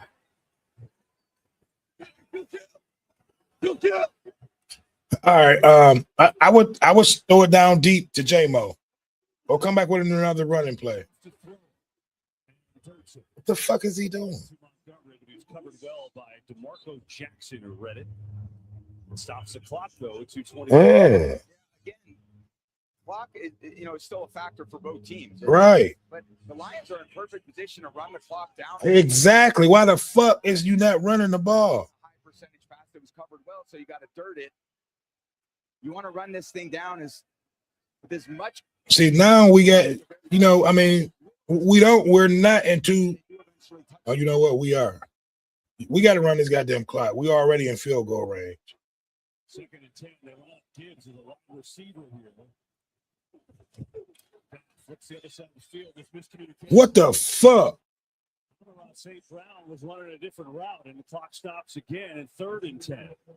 And then we did not even make them use that one of their timeouts. This is horrible coach calling. 8 Mile 313. What the fuck is going on with this play call? So that is going to be an intentional Oh, now they give us intentional grounding. Wow, but they didn't do that shit on him when he threw that long ass damn ball deep. Wow, you know what? It's something definitely going on with these refs, and It doesn't matter that there's miscommunication on the route, correct? Correct. They don't take that into consideration. that's some bullshit. Receiver runs the in route, ball goes outside. He has to be in the area. Was not. Wow, 3rd and 20. That knocked us out of field goal range. No, you're pleading right on deaf ears. So now it's 3rd and 20. And they still got 3 timeouts with a 2-minute warning left. So pretty much we got to go for it on both downs. We put ourselves in a horrible Dan Gamble. Wow. That should have been a fucking flag. The ref was back there. That's a whole look. We playing against these refs too.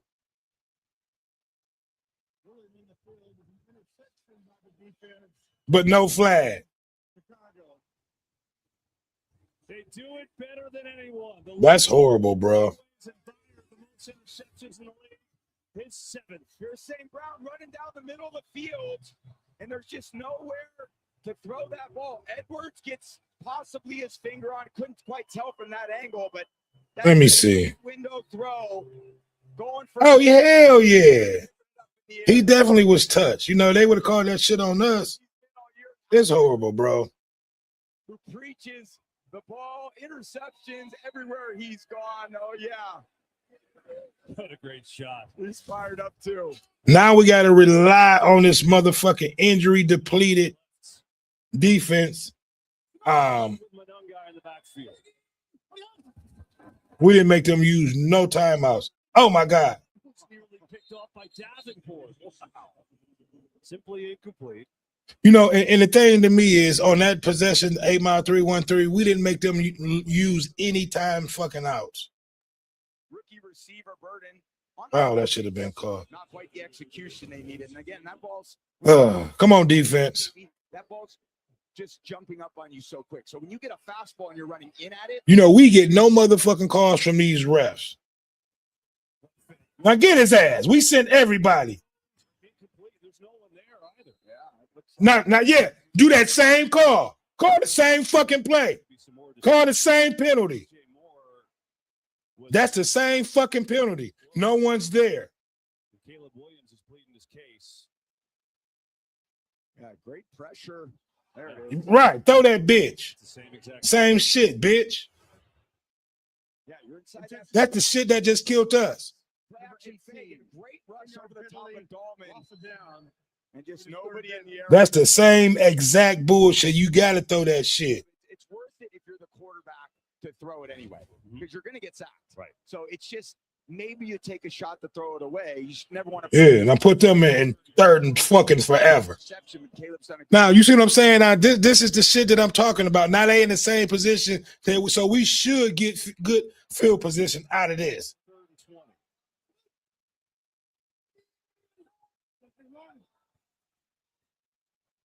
Because we're in the zone. 36. Williams, far side, long way to go. Makes a good move, and that's going to come up well short. But that'll take us to the 2-minute warning. 2-minute warning. For the Bears when we return. They better punt that bitch. Bears and Lions all knotted up at 16. You know, but my thing is, man, they was getting ready. Listen, if that play that they called the penalty on us wouldn't have happened, they would have let that shit go. They would have called that an incomplete pass. We're playing against the referees too, you know, and that needs to be addressed during this off season, you know, because the last really 3-4 years we've had horrible calls that's cost us games. You know what I mean? So, you know, that was some bullshit. You know, it took for our players to get these motherfuckers to throw that flag. You know, the same exact play just had happened to us, killed our drive. You know, so we should be able to go on ahead and close this goddamn game out right now and go on ahead and go home with this win. You know, that's if they don't go for it on fourth down coming up. You know, so give me your thoughts on this game. You know, this has been this has been a crazy game, man. You know, I'm not going to say it's just been a roller coaster game. You know, we played a pretty good game the first half, and then the second half, we just looked like two totally different teams between the first and second half. You know, but you know, I'm upset on that last possession we had because we did not make them use any timeouts. We almost allowed them to be able to come back and win that game on that drive. You know, but the defense held sturdy on that drive.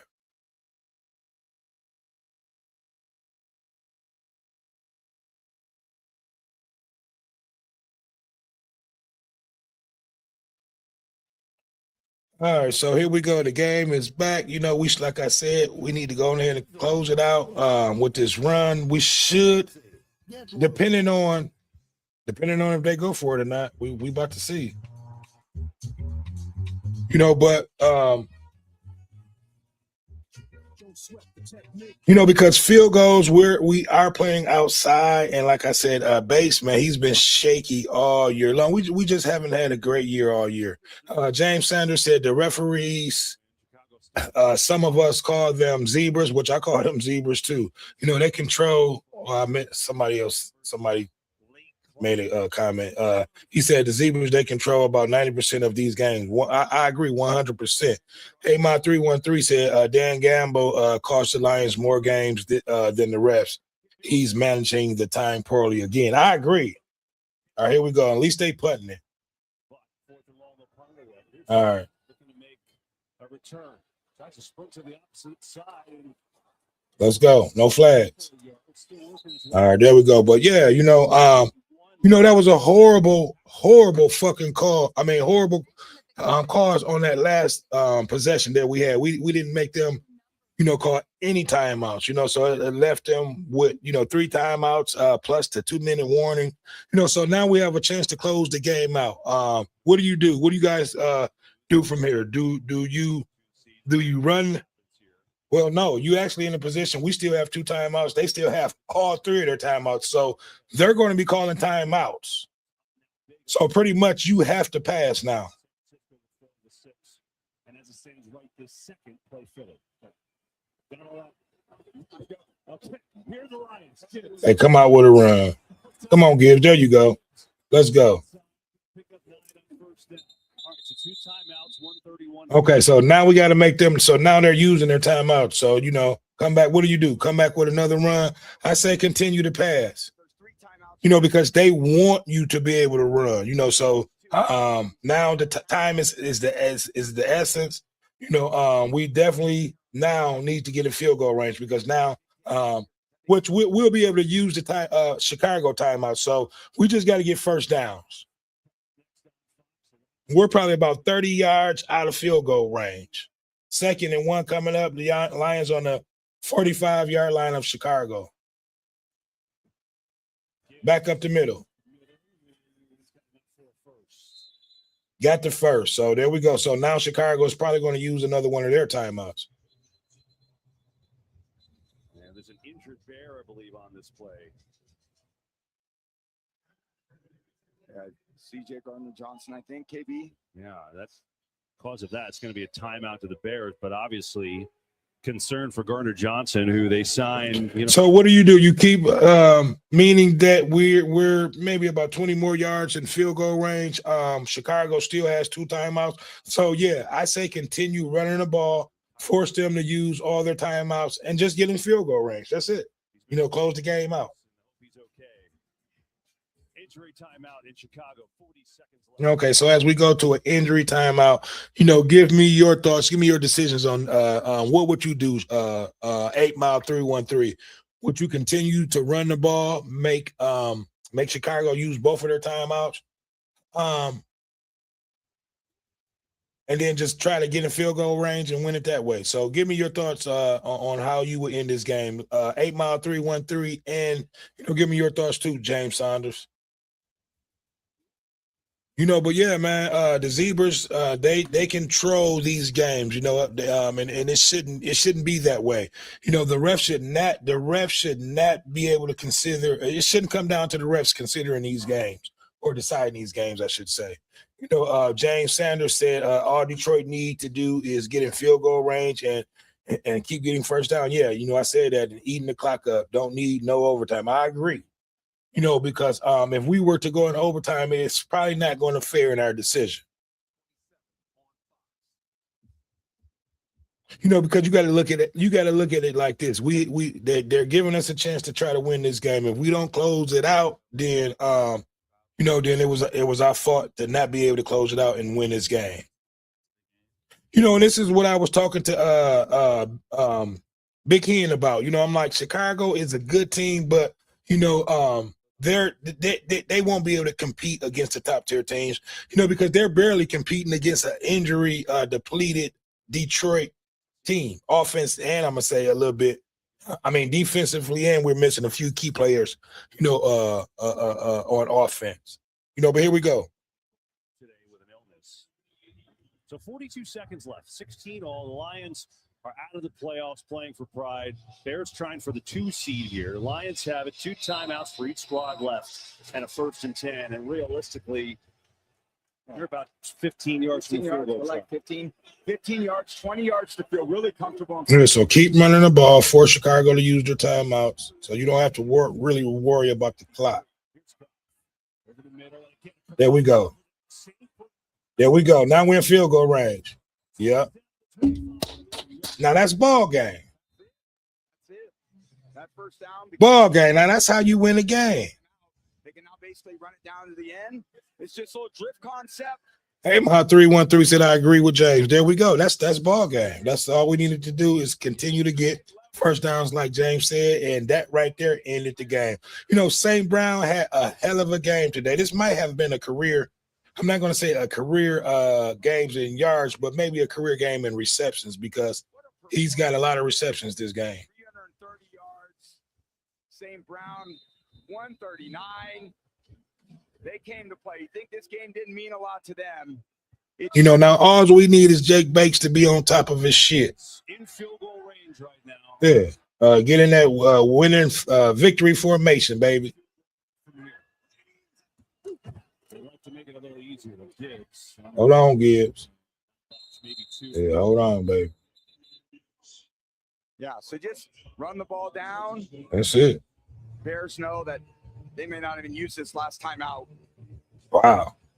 Yeah, maybe just run it down to 4 seconds. Wow. I'm surprised that Chicago didn't even call a timeout. I'd like to welcome those of you who just joined us. The Lions putting themselves in a position for a game-winning field goal. Been a fun game. What the fuck? Why ain't he bringing it? Came to life in the fourth quarter. How much time left? They must about to center it up or something and then call it timeout. But the Lions on this drive have been money. The big play to Amon-Ra St. Brown to set them up here where they have a chance to win the game. Bears trying for the 2 seed, which they get with a win or an Eagles loss. Here's a recap. Goff to Gibbs for a touchdown. They were dominating the first half. Then the Bears woke up. But after this, Yeah, man, it's been pretty much two different halves, you know, besides this last drive that we're having here in this fourth quarter to be able to close it out with this field goal.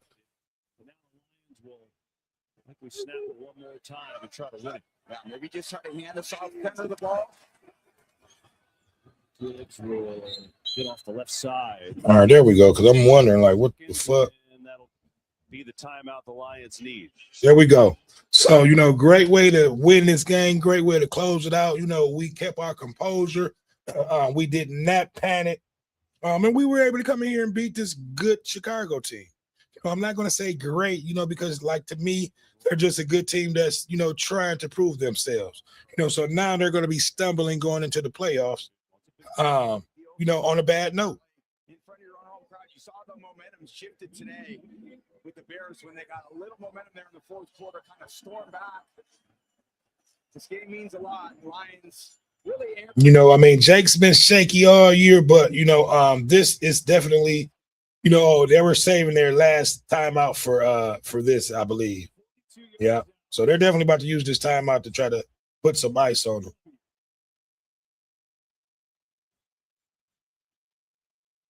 Oh, they did. It's good, baby. See, and that's how you close out wins, man. You know what I mean? And we really didn't even have a good offensive game this game, you know. But we were able to, you know, pull it out. You know, I want to thank James Saunders for you know, chopping it up with me like always, and you know, I want to thank 8 Mile 313 chopping it up. You know, James Saunders said end of season. Congrats to AMD for sure, man. I want to thank you guys for tapping in and tuning in. You know, it's just the end of this season for the Lions. You know, but I want to thank everybody who tuned in, who chimed in. You know, and it was a great game, man. You know, we did what we needed to do, and we got that W. You know, so I don't have anything else to add. It's been another one. It's your boy Dame D, and I am out. Peace. Be free forever.